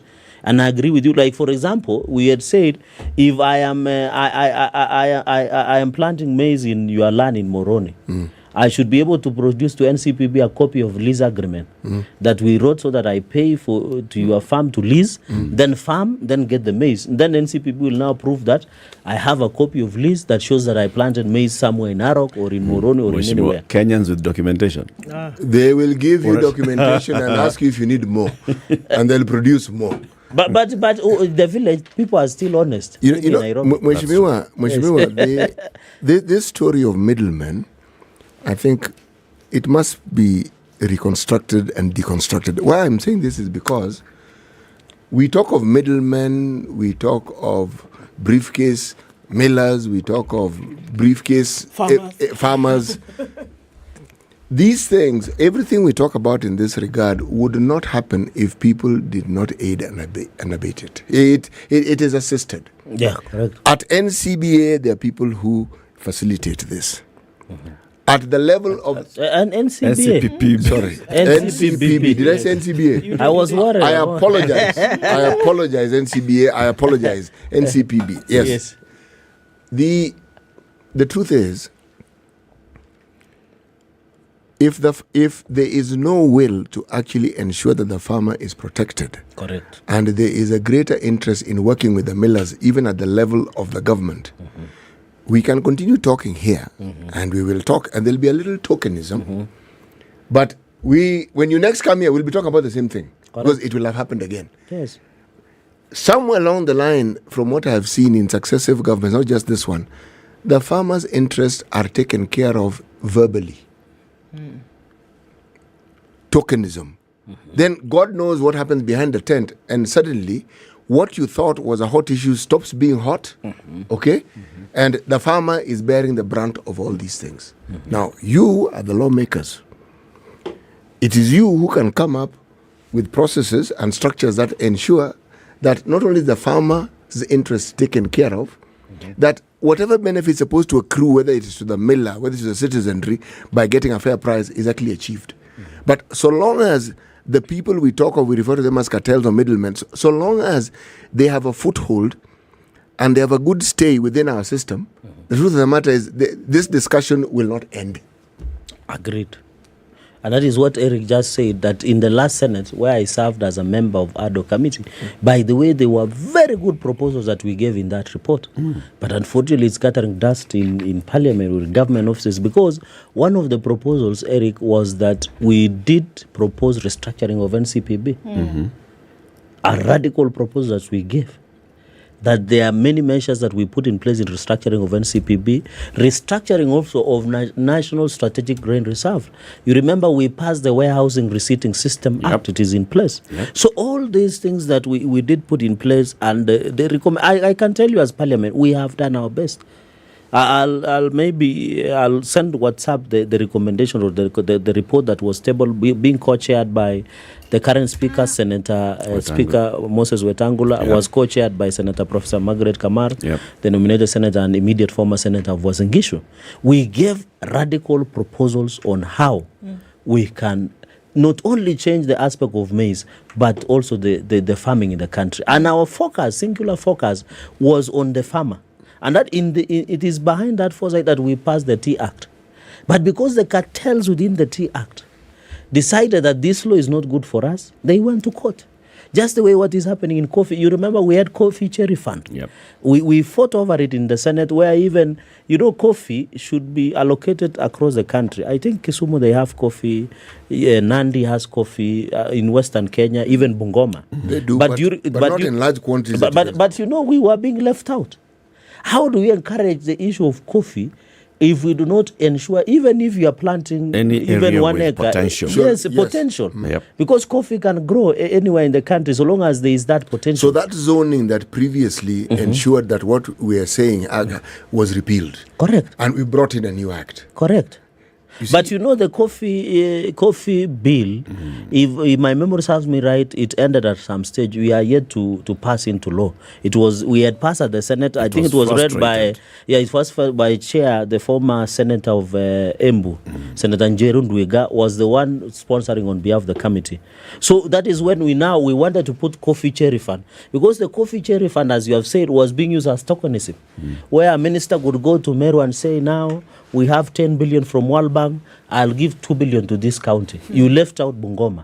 You left out Nandi. You left out Kisumu. So we are now trying to, when we are looking at the laws, even there is Kenya Sugar Bill, which is in the Senate also, is lying in the Senate. We are trying to really look at it, how to reinvent and re-energize the sugar sector. So I agree with you when you ask the question, what are you parliamentarians doing to aid and assist the farmer? We have done our part. It is only on the implementation stage. Now, the implementation, the president, Senator Cherargei, is your friend. Yes, he is. Yes. This government, when they talk about Serikali Yetu, you are in the front line of saying Correct. Serikali Yetu. Absolutely. Your former colleague in the Senate Yes. is a Minister for Agriculture. Yes. Your former colleague in the Senate is the third highest ranking officer in government. Correct. Now, we should not be having this discussion. That's all I'm saying. But I'm saying also we should We not should be also hearing from a government that says it- we have reports in place. The Senate, the Speaker of the National Assembly is aware of that report. He authored it. We have this and the other in place. The President has participated in conversations with farmers and signed charters. We should be hearing what is going to happen to make sure that these things move. But you know, Eric, at the moment is that we also not need to judge early. Because just the beginning. You know, we have economic, I think under Article 43, Economic Council. In fact, it should be called Economic and Social Council. In the build-up of Article 43 of the Constitution, the likes of David D. Cheruiyot and the rest sit in that council. And that is when now they are trying to synthesize the economic forums that we had across the country so that we can know, and that is why we are waiting for the David and D team to give us proposal where we can transform it to policy, to legislations, to rules and regulations. Then now we can, the government can be judged on that basis. And the president has good intention, as he's my friend. He has good intentions towards reviving the agriculture sector because he knows this economy is agro-economy. Largely everywhere you go, when you go to a village, you must get somebody. Even anywhere you come from, you must get kangombe, kako na kangombe mahali, kaka nandama, kaka kuku moja for sustenance, but also for commercial. Because hata ula ako na kuku anauza mayai mbili. By the way, mayai moja is very expensive. I think it's 50 shillings per one. In the village, it used to be 6 shillings not long ago. But we are told the Ugandans are not cheap. So at the end of the day, farming is a lifeline of every Kenyan. Even you here.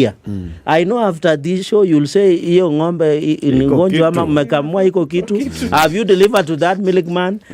My brother here City, I know there is a privatization that is coming up on nucleus of Chemelil and privatizing the sugar sector. You would be saying hiyo mkutano ya wazee mliamua mambo gani? And you know we are in court on that matter. Senator. So at the end of the day we must look, but my point is important. Parting shot. My parting shot. Sorry for overshooting. My passing shot is let us buy all maize from farmers, mop up. After we are mop up, from February, March, the government can import. On the issue of GMO, we expect that matter the cabinet has approved. Let it come to Parliament under Article 118, public participation. We invite all stakeholders, all religious people, all Kenyans to give their views for the safety. And in any case, if the importation happens, the rules and regulations should apply for the safety of Kenyans. And we must be careful because Europe and other countries import most of their farm produce from Kenya because we are banned GMO. But those are conversations that we can continue to have with government to ensure that we give Kenyans what the best for Kenyans. But at the end of the day, as I conclude, let us protect the Kenyan farmer. Yeah. Senator Samson Cherargei, Nandi County Senator. Thank you very much for joining us. Thank you. Keep it here for more conversations. Good morning, 9 a.m. Requesting is a little bit more time for farmers to harvest and buy from them before a decision to import is arrived at. I'm not against the government decision to import. You remember the Gazette notice that was issued by CS Ukuri Yatani expired in September. The only problem that we had as members of parliament from maize growing areas is the timing. When you go to Nandi and North Rift and any other including Trans Nzoia and Western Kenya, this is the season we are harvesting maize. So, and we are projected to maybe, God willing, to harvest around 42 million bags. The demand that the country needs is roughly 50 million bags. So what we were requesting and the government is to give us time up to February, March, buy all our maize mop up, take it to the National Cereals and Produce Board. Then from there, they can now tell us the shortfall. So because how will you know the shortfall?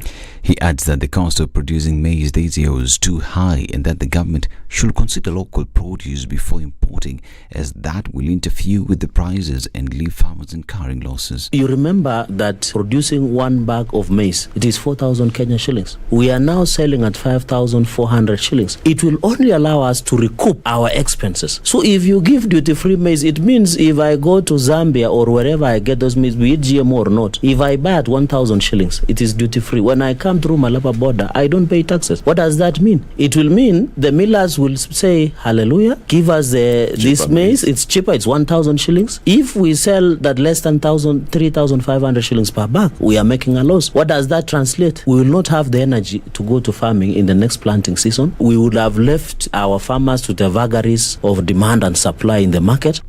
It says that CS Moses Kuri's statement on importation of maize is unwarranted, and that as the representatives of the people, they have raised their dissatisfaction with the president. We are not against the importation of the shortfall, but the timing is wrong. The arrogance of the ministers thinks to high heavens, because you cannot just wake up one day and tell Kenyans, in Kenya, you are a candidate of death. If you had GMO, there is no problem on that list. As a leader, those are statements that is not even palatable in any civilized society. And therefore, the CS Courier should be called out, and we have expressed dissatisfaction, and the president is aware of this position. So what I'm arguing is simple. The people that elected me, 99.9% are farmers. If I don't speak for them, and by the way, we are afraid farming, maize farming will be killed the way sugarcane was killed. You know how sugarcane was killed? They started importing sugar from Brazil, repackaged at Mumia Sugar, brought it at supermarket. And you know, Nandi is part of the sugar belt.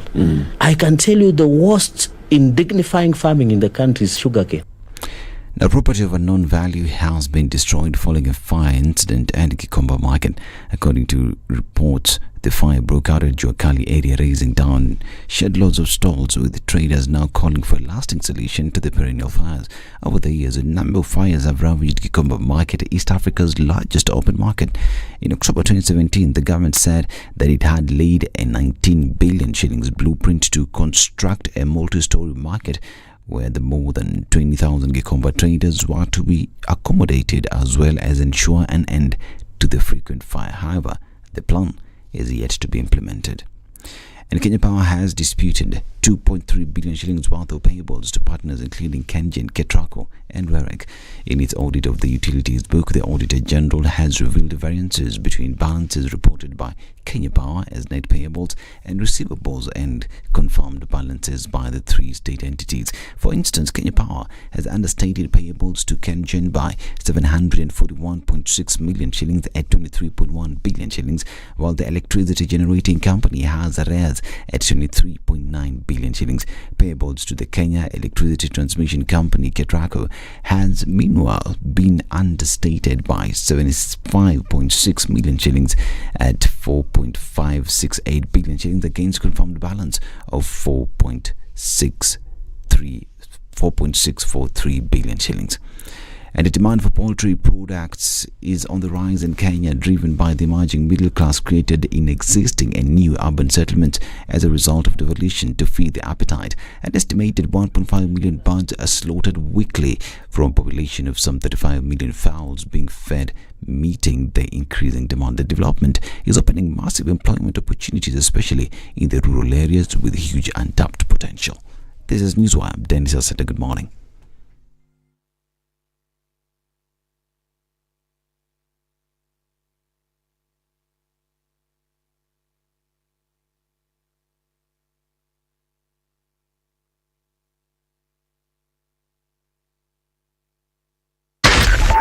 .4 Spice FM, Nairobi. Okay, so Mombasa Road has not had so much traffic this morning, and that looked pretty good. But we're going to get to the Nyeri Stadium roundabout, and then it's going to slow down quite some as you're getting into the city. It's heavy on Bunyala Road as you're trying to also connect to the Huru Highway. And we're looking at, what is this? We're looking at Jogo Road, which is heavy traffic right now. Doesn't look too pretty getting into the city. And we're also looking at Landis, which is bumper to bumper as you get towards Kamkunji. Okay, it has reduced significantly on the Thika Super Highway, and we're just looking at that Pangani underpass, then which has some traffic, and it's also busy on Kiambu Road. Limuru Road still continues to be very busy right now. James Gishuru is packing up as you're getting towards Wayaki Way, and Ring Road Western's also pretty busy as well. SpiceFM KE, talk to us through the morning. Let's see what happens about half hour or so. We should be out of traffic hour. But for now, Seatbelts up and sit tight. Let's get through it. SpiceFM KE on Twitter.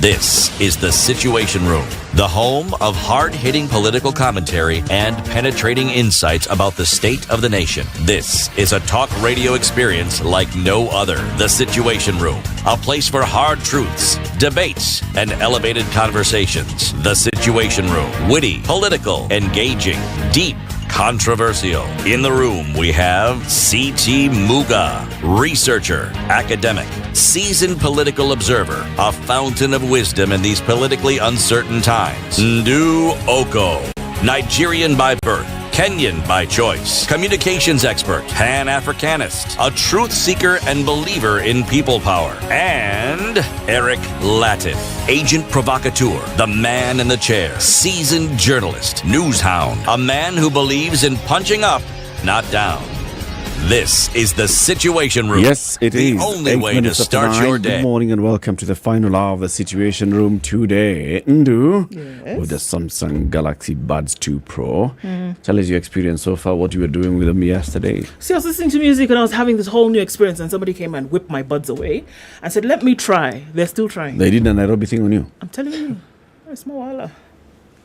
Huh? They're still experiencing the gnats. As in they stole them from you, or what? They what said, let me use them. Oh, somebody that you know. Let me use them. You are I want bragging to about experience them. what you are experiencing. The folks are still experiencing. No, they can't hear you. Exactly. And that's the thing, that you enter into this whole experience with the Buds 2 Pro and you can listen to your music and shut out the world. You can be in your meeting and not be distracted. This person is still experiencing it and has refused to bring the thing back. Paul Sana. Samsung, you see now the problem. Oh, wait. Something so good now, even to return is a problem. Oh, wait. Why don't you just let them have it? No. Get a new set. I think it's just like that. Well, I'm merely making a suggestion. Yes. You see, I don't have your problem. You have your tab. My tablet is in place. It's even in front of me. I can even see it.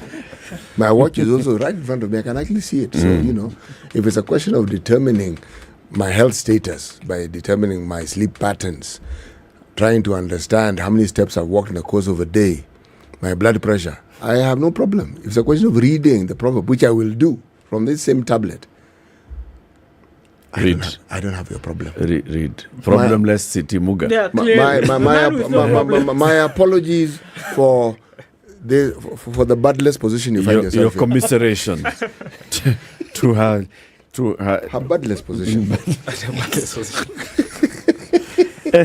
The proverb is from Western Sahara. The proverb is from Western Sahara. Which, by the way, does border Mauritania. Yes, it does. In fact, the largest border that Western Sahara shares is with Mauritania. Because Algeria is just a sliver. Okay? And the ocean Morocco, the ocean now takes the cake. Okay. It's everything else. What's all the right, problem? Fine. You were a teacher of English. It's okay, we understand. Teacher of the English language. Yes. If you okay, you've got it. Yeah, I got it. You know I was going with this one. I know. Okay. The mistake that makes you humble is better than an achievement that makes you arrogant. You and your tablet. Wow. You see your arrogance here? I saw it. Am I the one who gave away my bud? No. So, am I the one who is experiencing budlessness? No. He was in a position such as yours just 2 hours ago, where somebody had borrowed his tablet. How quickly one forgets. You lend these things to people who are reliable and who return them. What are you trying to say? That I hang out with hood rats? I can only listen to what you're saying and believe what it is you who knows the company you keep. It is you who has said. So if it's wood rats, then talk to wood rats. Jesus told someone, it is you who has said. We have two guests in the studio, and they are business coaches. One of them is Geoffrey Otieno. He is very many things. International strategy and business transformation consultant at Enreal Limited. He is also a business coach at Stanford University. That all is one person, Geoffrey Otieno. The other one, very, very many things, is Wallace Kadima. He is the CEO and founder of Tally IT. He is also the MD of Melbourne Group. He is also very many other things, but those two for now. Let's begin with those two. Good morning, gentlemen. Good morning. Thank you very much for joining us in the Situation Room. Wallace, yes. CEO and founder. Why not the other way around? CEO What came first? Founder and then CEO. Because you have to found the company and then become the CEO of that company. So founder and CEO of Tally IT. Yeah, Tallit. Tallit. Yeah, it's called Tallit. They're just the dot. Tally.it. Okay. It's just a subway in English, you know. How Tallit. Did you do maths well? Tallying numbers. I did maths well. It didn't do me well, but I It didn't do you well. No, but that's why you veered in English. Yes, I realized my safety lay elsewhere. So Tallit is a tallying company. No, Tallit is a mobile application, right? That if it helps SMEs manage their business in real time. So assuming you're sitting here in the show and you own a hardware in where somewhere in Mulongo, another one is in Nyamakima. So you can actually manage them in your mobile phone as you're doing your show, you know, so you can see how much money you're making in real time. Tally it. So we are trying to tally all the business transaction you're going through. So it's a management and accounting platform. Great. Yeah. What about Melbourne? Melbourne is an investment startup, right? We invest on young ideas, you know, with the hope of putting it to the market. So I see. Yeah. So you're like what, an angel investor? Something like that. Have you heard young ideas, not young people? It's ideas. Ideas. The idea that you had yesterday. So there are no age restrictions here. There's nothing like retire that program of yours. If it's new, it's been listened to. Yes. Please carry on. I like. We can even put your profiles, you know. Okay. I like form an idea around it and create a company and put money into it. Yeah, city. Because I had a show. You said something. An onion shared with a friend tastes something like a roast. It tastes like roast lamb. Yeah, so we can capture that in the company. I mean, it wasn't my proverb. The proverb. It was a proverb of the day. From the country, yes. You know, you look at me as well. It was my proverb which I came with from home. Jeffrey, you said it. You, from just the way we've introduced you, you clearly are somebody who looks at businesses and entrepreneurs and advises them and very many other things, and then you coach them, and you've been working with Stanford University. So all those things. Just like the way he's told us about Tallit. So what do you do? 8 to 5. Okay. Thank you very much for having me here. At Enreal Limited, we advise businesses, but we also handhold them, because there's the piece where you can advise a business on how to do things and get better. But in most cases, especially the SMEs, if you don't offer yourself to handhold them to the success that you want them to get, sometimes they get into certain challenges. So we develop the strategy for them together with them, and then we help them execute on the strategy that has been developed. And along the way, we do coaching for the various team members in the particular SME so that they can see what kind of success they can enjoy within the time frame of the strategy. You know, businesses start with ideas. Yeah, like City has a brilliant idea. I'll be talking to you after this. So start with the idea, and of course the person who's starting an idea can see this thing is going to make me money. They go to market, and let's say they even start making money. And now the issue of growth, at what point does somebody then require this support for growth? Is it at the point of idea? Maybe come at that point and tell them, your idea is good, but actually if you go to market with this kind of bigger idea, you'd make better returns? Or is it after they've gone to market, they've tested this proof of concept, and then that's when they come to you for scale? Okay, so there are 5 areas where the business would need help. At the idea stage, you definitely need help, because in most cases, you could be so engrossed in your idea that you miss to see what's out there or the experience you're about to go through. And sometimes you find people who have already experienced what you're about to do. And to give you an example, most people have fantastic ideas, but they don't know how to formalize the target market. They don't know how to identify it. What's the exact segment? And so this idea, they believe they'll use everybody and everyone will dive into that idea and start giving them money. And yet they're missing out on a segment that could give them the kind of business they're looking for. And secondly, they have the good idea, but they don't know why the people are actually buying from them when they start piloting the idea. I'll give you an example.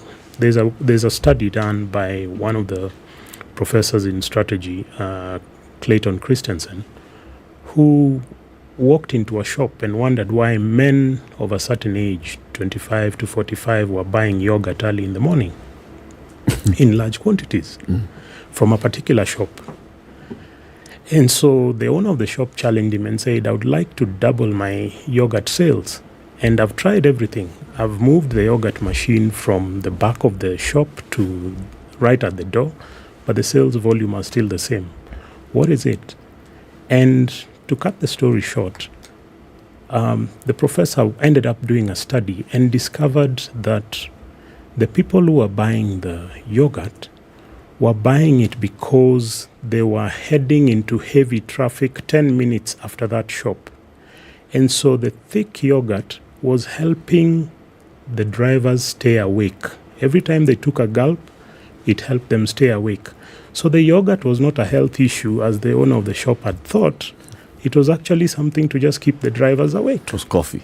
And so, yeah, because as it goes through your throat, when you feel something going through your throat, it awakens your mind a little bit to try and figure out what's that I've just swallowed. And the advice he gave the shop owner is then you need to have two varieties. What goes through the throat and keeps these people awake? It's the thickness of the yogurt. Why don't you cut fruits into that yogurt and sell it with cut fruit? So every time you feel a cut fruit going through, it has another sensation. He did that and it doubled his sales. So you see, it's understanding why. It's understanding why people are using buying your product. So first of all, understand your segment. Then understand your value proposition. What is it that people are coming for? And what is it that you're giving? And then now the rest of the elements, how you communicate with them, how you maintain relationships, all those things, then now you get helped. Would you say that if someone has a product, they could do the very same thing? Meaning, you are the one who has the clients anyway. Could you not just ask your clients what it is they like about your product and what else they might like you to add to it? That's a very important step. You need to always ask your clients, how are we doing? What is it that makes you buy from us? And when you discover that, it will help you also do value addition, because then you can discover other things that your clients need that you're not providing. And in most cases, you leave a lot of money on the table because you're providing one service. But the clients always wish, if only they could do also this. But you don't know that because you don't ask them. So it's important to do what you're just saying. Ask them. There's a phenomenon, there's something I've seen in this city. And it's a business model that I found interesting. Because it started off in a time when I was young. Evidently, I cannot refer to myself as young anymore. The closer I can get to say I'm in my second youth, which means I'm really getting old. You went to a barber shop. And all they did was cut your hair, slap it around a little bit, that is your head, and then you walked away. Then they introduced other facilities. It could be washed, blah, blah, blah. Then you realize that era passed, and where you'd actually have your hair cut was then attached to a place where you could have a drink. And the car wash. No, the car wash came later. Okay, later. It was just a drink, and you could eat nyama choma. Then the car wash came. Now, other facilities, you actually find the car wash has many other things added to it. So you don't have to stare and wait for your car to be washed. Something else happens. Now, that I see a proliferation of that business tells me that either the idea works or somehow copying and trying to see if it will work is what is being tried out. Now, you as someone who advises, handholds, and ensures that people actually get the right mix when talking about and trying to get into business, where do you fit into something of this sort? Now, and you are spot on in terms of the value addition that has been added. But have the barbers asked their clients, why do you need a haircut today? There are those who come for a haircut, they are coming to meet a relative, or there are those who are going for a job interview, there are those who, if you find out and he's going for this major job interview tomorrow morning, you could ask the person, and how are you dressing for that interview? We have suits next door. Okay? And depending on your clientele, if you discover your clientele and you know the age groups of your clientele, you will stock the appropriate products that go with why they get the haircut. Let's go to the reverse side of the ladies who go for the making of their hair, and I'll give you a very plain example. If, for instance, I came to her and I said, well, we would like to do your hair. I own if I owned a salon, for instance, and I said, we would like to do your hair, and she normally pays maybe 10,000 shillings to have her hair done, and I say, but we'll do it for 15,000. Would you move? To the 15,000 place? Yeah. Probably not. Probably not. Exactly. But if I came and sold to her, we will do your hair, and understand that she's going for a class reunion, and tell her we will do your hair, such that that guy who used to look down upon you will regret why he did that. The issue of price disappears. She focuses on why she wants that hair done. Now she starts focusing on, maybe these are the people who should do my hair. So you see, it's a question of understanding your client. What does your client want? Why are they coming to you? Are they coming in just to get that haircut? Or are they coming in for something else? What's the job to be done? It sounds like the secondary level of business. Is it really, or are we looking at the basics of business with all of this?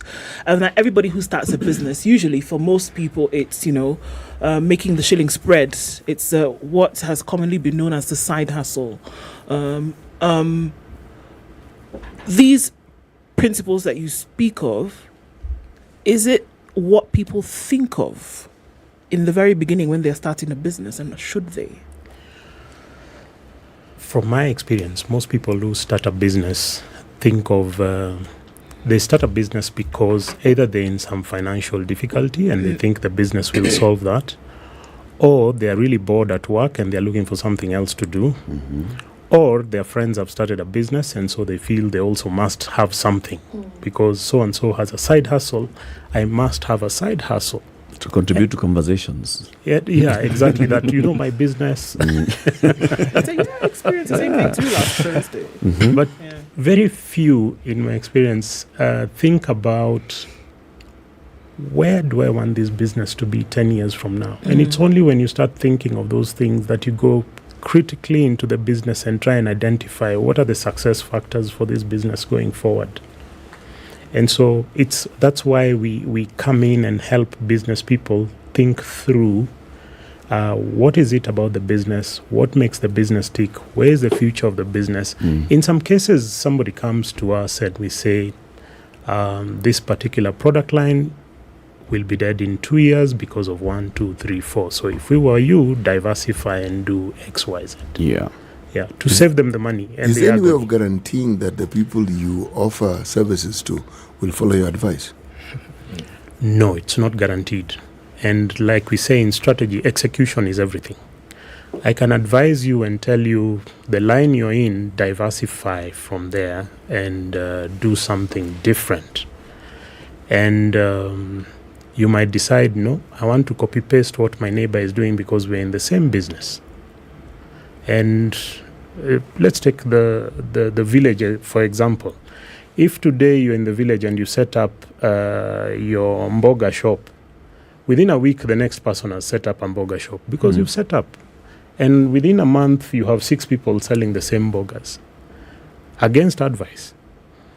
But there are those who will listen and they will execute and they will be very successful. I can give you one example of a lady we advised. I give this story all the time. A lady we advised to stop producing cassava flour and do value addition and extract industrial starch from cassava. And today she has the second largest sorbitol factory in the world. And simply because sorbitol is the laxative your dentist gives you when you go for that tooth process. It comes from cassava? Yes. You see? Yeah. And so if she had not listened and insisted on doing a cassava flour, she would still be in the tens of thousands of dollars. But today she's in the millions of dollars. And she's doing extremely well, having the second largest factory in the world. And we are still advising her, by the way. So it was upon her to actually take your advice and execute it. Yes, yes. Wallace, yes, you are in the trenches in business. You're an entrepreneur, right? You know, sometimes when people listen to Kina Joffrey, they're like, all right, these people are coming with theory, paperwork, you know, I want to study, I want to hear what you do, I want to talk to your clients, I want to do the paper, this and the other. They're like, boss, I'm in biashara bana. I can see what's working, what's not working. Do you see that mix of your gut just telling you this is the business I want to get into, I have tried it, it's working, I keep iterating as I go, versus bringing in the expert to come and tell you, okay, so think different and speaking proper? It's called the founder's problem, Latif. You know, that you come with an idea and you believe you know better. And at times a bet, 1 out of 100. At times it works, at times it fails. So Joffrey can come and package a good concept of risk management, strategy and all that. But those is that gut feeling, right? And even if you listen to the best startup founders like Bezos, he says the best ideas he has ever had came from a gut feeling. And it's all about what I feel about the market. Because you know what you know, but that's risky. So because when you're starting, that is a passion, that it drives you. I've seen the market, I've seen an opportunity, I've seen something that Joffrey, Latif, City haven't seen, so I'm working towards that. But you see, as you grow, you need experts. That's why you need people like Joffrey. So you can start with listening to people like Joffrey, or you can bet in your gut. But most of the time, I think 4 out of 5 founders always start by what they believe in, what they know, the strategy I've seen. So yeah. So it's something that, we have a problem, I can tell you, because even I have been part in this conversation talking to young founders, and this market at this point in time is not ready for you. So alter your product so that it can fit. But sometimes they go against that advice and they do get successful, and sometimes they not. So we're still somewhere there. So it's called a founder's problem. Yeah. But success, is it that they go against the advice, or do they tailor make it to suit their needs? Because someone may not follow everything that they're told to the letter, but they will pick up what they think. Because after all, they're the ones who are doing the business, as Eric says, and they know it. So they'll figure, this works for me, this doesn't. And even when it is that you're giving advice, how does how you give the advice factor into the success of that advice? Because you have the details, you have the information, okay? Yeah. If the advice is that sound and doesn't require packaging, then why don't you just write it down and tell the person, read this thing? You're safe. You'll be all right. And then follow it. In fact, I've itemized it. So for ease or you of, come up with books. Yeah, for ease of execution. Business, read this one. Yes. If you're in this business, read. And that's a valid point. And the lucky thing is I'm also a founder of 2 businesses. So I've experienced the founder's syndrome that he's talking about.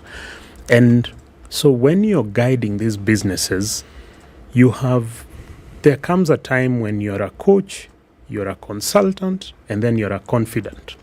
Because when you've gained the confidence of that person, it goes beyond just the business. They start telling you all sorts of things, including their own personal lives that have a bearing on the business, because some of the decisions that they make have a bearing on the business. And I can give you another example. In Ghana, for instance, there's a particular group of people that if you advise them, they will listen to your advice, and they'll listen very keenly. But you will realize as a consultant, you'll be hitting walls every time, because everything you say, the next time you come, nothing has been done. And unknown to you, the culture in that particular region is that there's an uncle in the village who must give blessings for anything to be done. Now, you as a consultant, if you don't go and sit with that uncle in the village first, you can talk as much as you want. You're going nowhere. So the consumer of your advice, number one, is the uncle. Yeah. You convince the uncle, then he'll give the nod. And when you come back to the capital city, Accra, and you'll realize this guy will move with speed and make things work. Let's take a break. It's 28 minutes to 10. We have our guests in the studio this morning. Wallace Kadima is founder and CEO of Tally8 and MD of Melbourne Group. And Geoffrey Otieno is an international strategy and business transformation consultant at Enreal Limited. He's also a business coach with Stanford University. We are talking about helping small businesses grow. As we look at everybody nowadays has a side hustle, has a small business, is a hustler. It's one way or the other.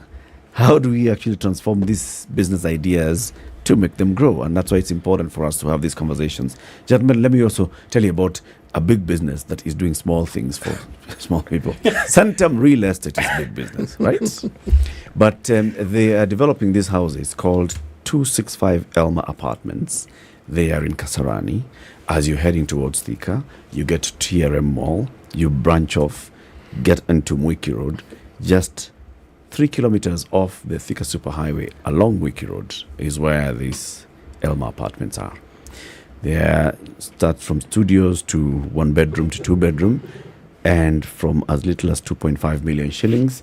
And what they're saying is they have studied the market and they've seen the kind of rents that people are paying around that kind of area.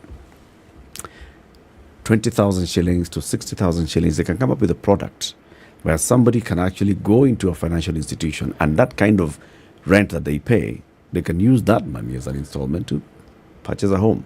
So they have houses here, 265 Elma Apartments, that are very good because they are good as an investment, they are good as a home. So as you're thinking of where you're going to put the next money from the next consultancy, 250,000 shillings down payment, and then from that point on, you start thinking about now getting to the journey of paying the rest, 2.5 million shillings. They also have a function where they manage the houses for you, right? So they can get you rent, and you'll just be sitting back and then using that money to kununulia nyinyi sisi nyama.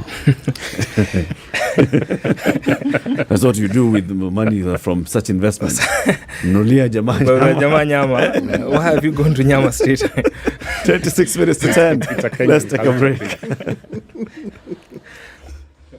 This is the Situation Room, the only way to start your day. This is Double O Direct, woman host, music by women, and only women guests.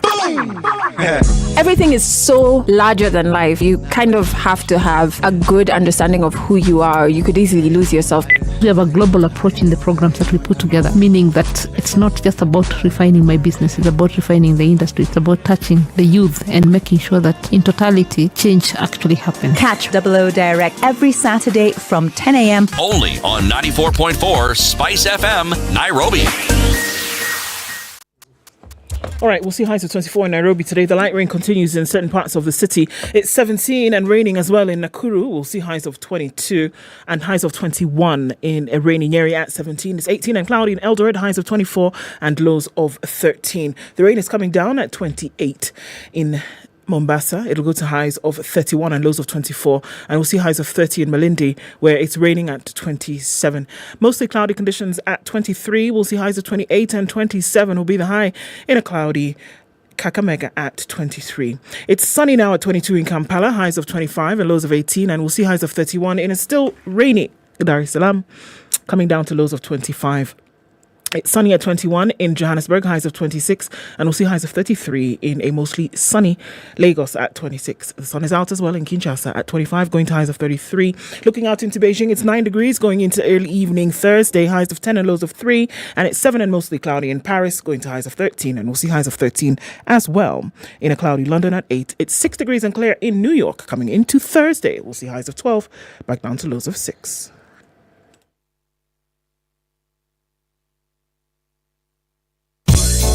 London Mulwa DJ Absolute. When the gang is together, got the sugar, got the spice. Yorada. Yes. I have missed you like hot hamburgers. Yeah?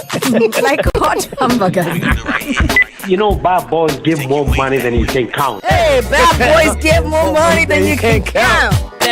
If it's fun, it's funky, it's fresh, you're definitely going to catch it here. I don't know what you do every day from 11 a.m. to 3 o'clock, but if I were you, I'd tune in to Sugar and Spice only on 94.4 Spice FM, Nairobi. So if you say it's on, then it's on. Yeah. All right, still continuing in certain parts of the city. It doesn't look too bad coming off of Thika Superhighway, but we're looking at Westlands that's still quite jam-packed. Whether you're looking at Ring Road Westlands or James Gishuru onto Waiyaki Way, out towards Red Hill Link Road is not too bad for now, and it's starting to dwindle on Limuru Road coming into the city. Looks much better coming off Kiambu as well, but just that Pangani underpass coming off Muthaiga Square, it's going to pack up for some time. Into the CBDs where most of the action is this morning. We'll keep an eye on things. The rain's coming and going. The sun seems to be coming out at this point. It'll dry it up, and then traffic probably will be released. Let's talk through the morning on SpiceFM KE on Twitter and keep things moving as much as possible. Welcome to Spice FM, the best exclusive radio station bringing you the best mix of the best music ever. Mature, intelligent talk every morning. Spice up yourself.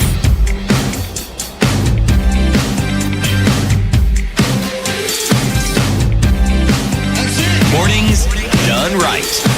94.4. And the conversation continues. Our guests this morning, Geoffrey Otieno and Wallace Kadima, helping us think about growing our businesses from small to the next big thing. And like I said before we went to the break, everybody has this thing that they have. It's either an idea that's already in the market. They are running something on the side. They've opened a shop somewhere. They are running a salon somewhere. They are running whatever they are doing, but they have a business. Some then decide that this is actually going to be the thing that I do, and they stop everything else that they're doing and focus. Whether it's in agribusiness, it's in mitumba, it's in textile, it's in fashion, it's in IT, whatever they're doing, they actually dedicate themselves and say, this is my job. Now the government recognizes that and says, yes.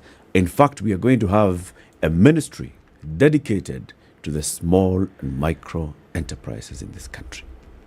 And we see they are coming up with the Hustler Fund and looking at ways in which they can support the SMEs.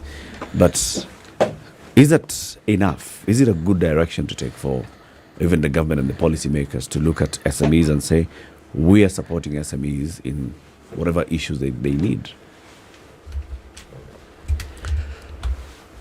You want to start, Wallace? Yeah. Mm-hmm. Like Geoffrey was saying, right? The SME has been clamped up to be one whole thing, right? So there's SME and there's startups. And those are two different things. You know? So a startup is like City Muga. You have an idea, you want to monetize your proverbs. I've just been referred to as a startup. Anyway, yeah. So you want to monetize your startup, right? So that's different from a business, you know, because, you know, a startup is all about you want to change an entire sector, you know, disrupt the market. A business is all about, you know, you are looking for profit from day one. You know, those are two different. So when you talk about SMEs, there's a whole gap of startups you're missing, right? So what the government is doing is focusing on the SME, right? But there's an engine called the startups that the government hasn't even tapped, you know. And when you talk about startups, you know, I'm thinking about the Silicon Valley, right? And 2016, you know, the Indian Prime Minister recognized that to grow India, you know, they need to incorporate something called Startup India, where young people can just put ideas, incorporate those ideas, and then grow those ideas. And when a country which has been successful of just exporting their startup is Sweden.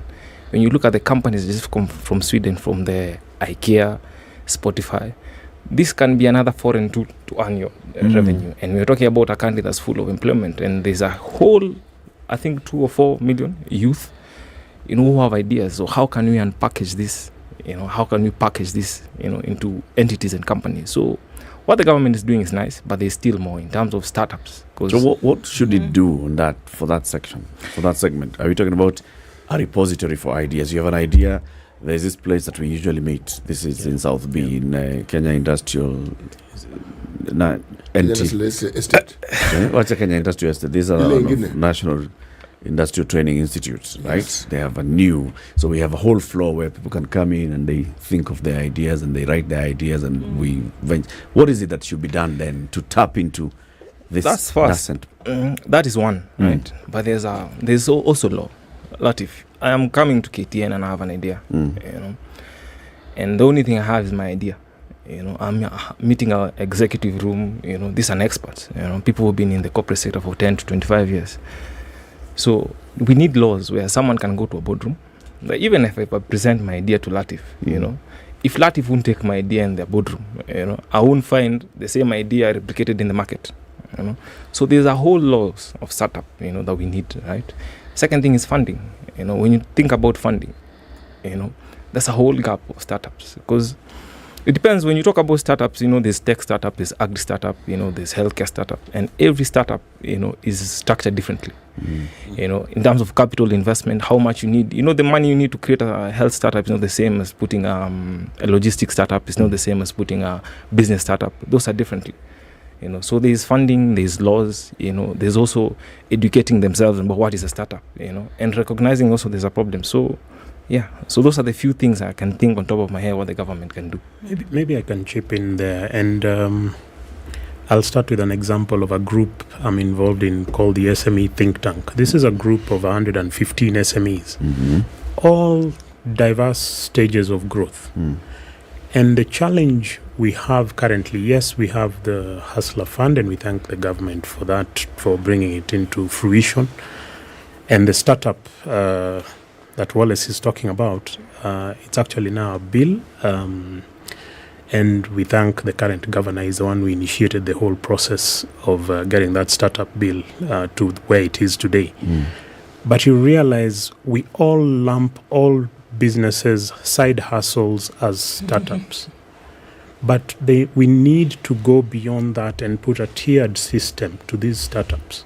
We could say, for instance, you have, to these SMEs, we could say, for instance, you have 1 shilling to 10 million is a micro business, for instance.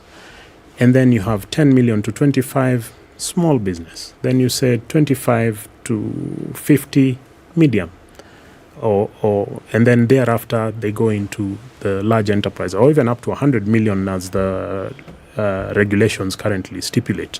You can say 25 to 100 is a medium enterprise. And if we do that, the banks should also approach these businesses based on their category. Because you find, if a Mama Mboga wants to borrow money and she's doing a turnover of probably $1 million in a year, she will face the same hurdles as somebody who has a turnover of 100 million. Now, that's not very fair to the Mama Mboga, for instance. And I always challenge the banks that they treat the SMEs with the same template that was used in 1982. It's the same template they still use to this day to determine whether to give you money or not. It's a high time banks also changed the way they approach the SMEs and used a different approach to identify how can we help SMEs in various categories. And one solution is very simple. For example, the SME Think Tank, we are 115 businesses. The banks could approach a group like that, and we offer security for one another. Out of the 115 businesses, they tell you, come with 10 businesses that are able to offer security for the loan you want, and we will give you the loan. And these 10 businesses that have offered security form an oversight board into your business, so that then they monitor how you run your business, and as a result, they ensure you pay back to the bank. Now, that's a vehicle that can help banks give sizable loans.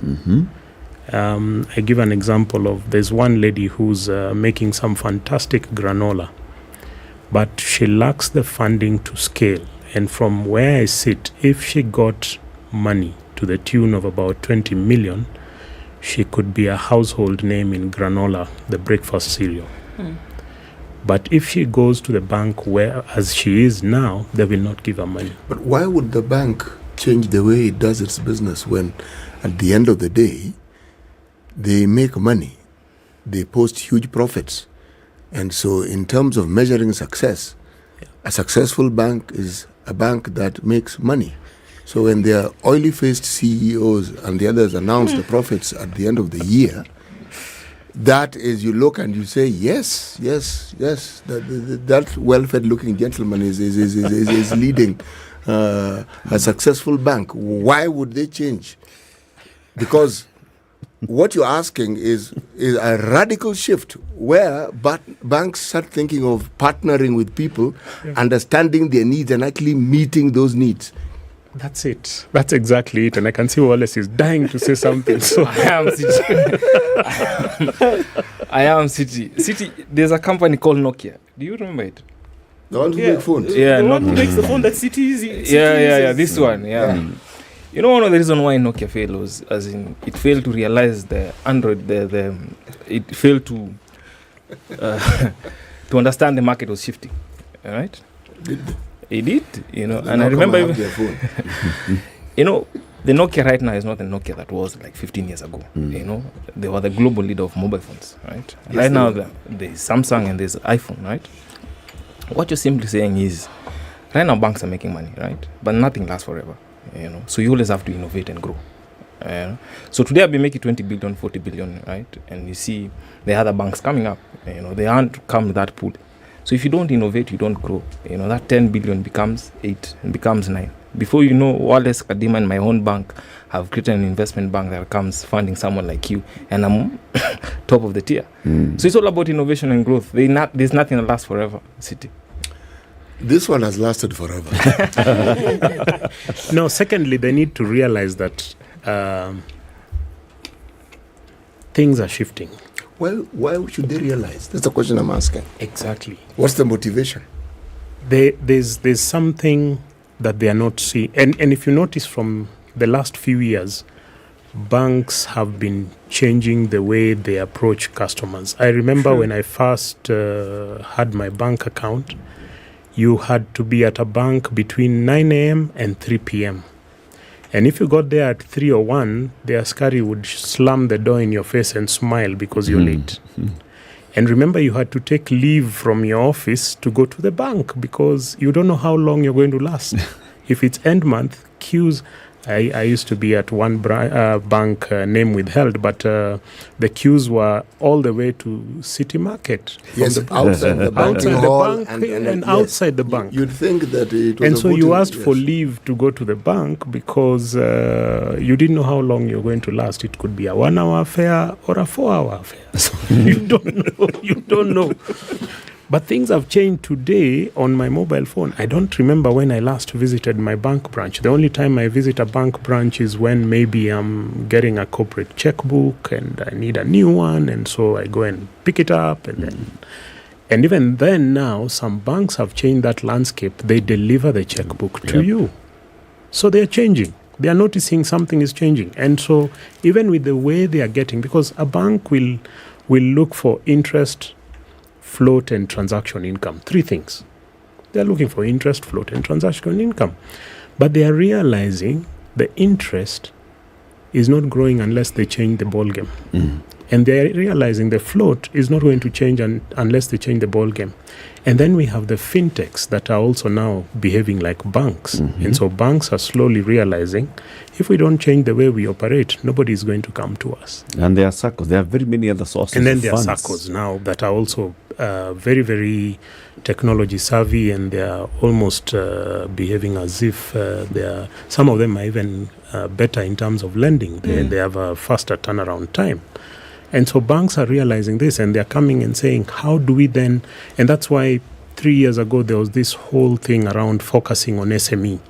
But the challenge they are facing is they're still approaching the SMEs with the same 1982 template. It doesn't work. Who should dictate how things happen? The financial institutions that would essentially give capital or give some kind of financial direction, or the businesses themselves who want to remain afloat and want to remain sustainable in the future? Who should say, financial institutions, this is what we need, can you please adapt in this manner? Or should it be the financial institutions who are telling these businesses who are trying to make the way through? Because we already know one of the major issues for businesses today, small, medium, micro, is capital.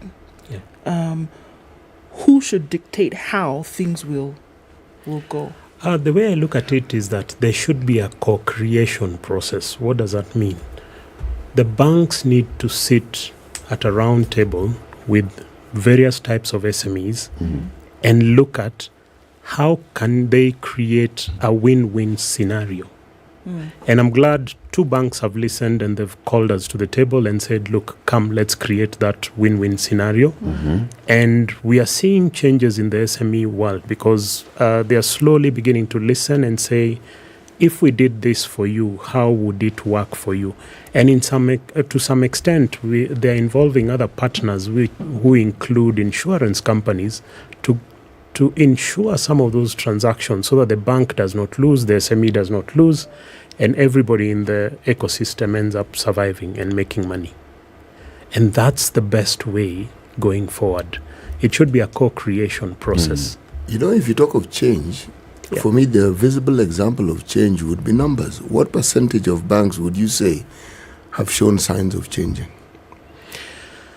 Of the 43 banks in the country, well, this is a guess. I don't have the facts, but the ones that have approached SME think tank, for instance, we have 7 banks that have approached SME think tanks out of the 43 banks, and 2 of those banks have actually gone to the level of co-creating with members of the SME think tank, and one of them has actually supported the businesses within SME think tank into showing how they can finance the business in a totally different way. So essentially it's 1 out of 43. Yeah. Okay.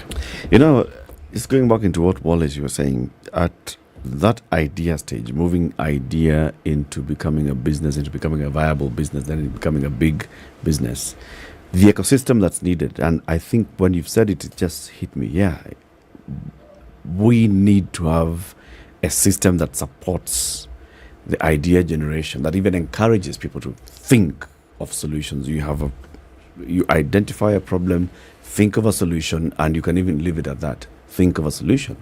And maybe somebody else takes up the solution and you sell them the solution. They go and bring it to life. Now, I think of conversations that we've had. You've had conversations here with the National Industrial Training Institute Authority, with the Kenya National Innovation Agency, that talk about, so you have an idea, how do we copyright and patent and take those things. Then there's the Kenya Industrial Estates, where, the whole idea of the Kenya Industry is incubation. But then there's the point now below that, idea into seed funding, into trial, into taking it into proof of concept. How can we get that? What would you advise policymakers to do so that the young people that you said who have very many ideas, or who could think of ideas, or even young at heart people who could think of ideas, are encouraged to do that? First, if we need to, the problem about these policymakers, they don't invite their young startups, people who've actually created startups and those who have failed. I always say you can learn a lot from failure. So first, it has to be a co-creation concept, like Geoffrey has said, that you need to have 3 or 4 or 5 young people there talking about these ideas. And second is the policy surrounding an idea.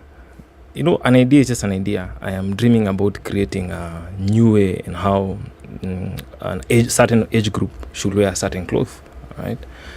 Now, how do we even patent that idea? So laws surrounding patent and copyright, they're very vague. So you talk about those institutions, but when you actually go to your idea in time to patenting it and copyright it, That's why you find they are using a different template, like Geoffrey is saying, a 1992 template. You know? So we have to change our mindset of what is a startup and what's an idea. You know. So how do we create a law that me as well as Kadima, when I go to this institution, I say the only thing I just have is an idea. I like the fun. I lack the funding of creating an idea. I even lack the expertise. You know. So how do you give me such ideas so I can find people like Geoffrey to advise me how to upscale my idea?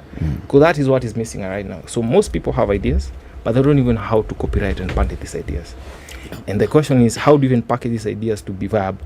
Because when you go to those copyrights, they look at this idea, they say, but there's someone who's developing such a that's actually doesn't sound unique. It doesn't sound unique. And innovation is not about coming with something new. It's all about improving what even exists. And I always say the best example to me was WhatsApp. When WhatsApp came to the market, there was a system called BBM in BlackBerry. It allowed you to communicate with someone else with another way, as long as you have a... What WhatsApp came to do is very simple. They just found a way on how to make it possible for everyone with a smartphone to do that.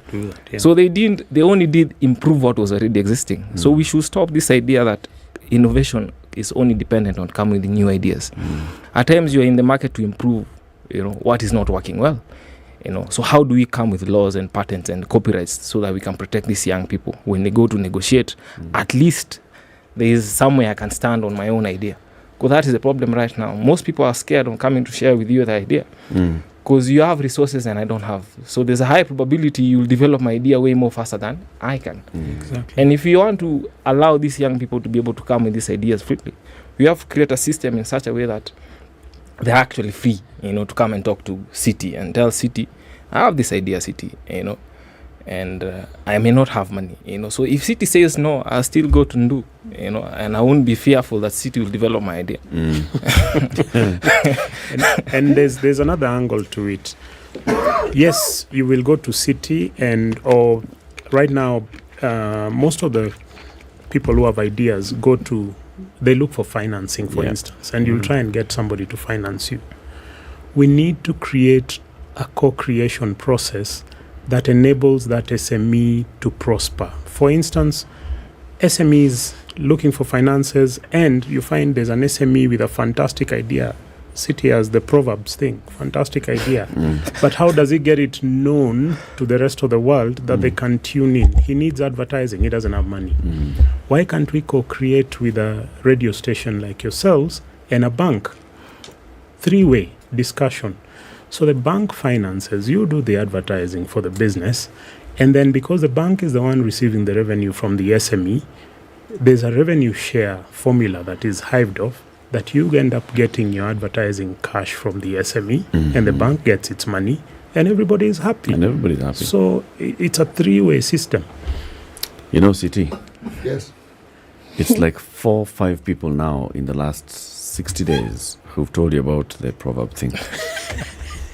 High time you monetize. Let me explain to you what I hear. No, it's okay. You don't want to know what I hear. No, time is up. I'll wait for you tomorrow. Then Geoffrey Otieno is a business coach with Stanford University and an international strategy and business transformation consultant at Enreal Limited. And Wallace Kadima is a CEO, founder and CEO of Talit and MD of Melbourne. Thank you very much, gentlemen, for joining us. Thank you for having us. And thank you for tuning in to Kenya's biggest conversation. Tomorrow is Friday. We'll be back here 6 a.m. Have a lovely day. Good morning. It's 10 o'clock. City, Spice up your life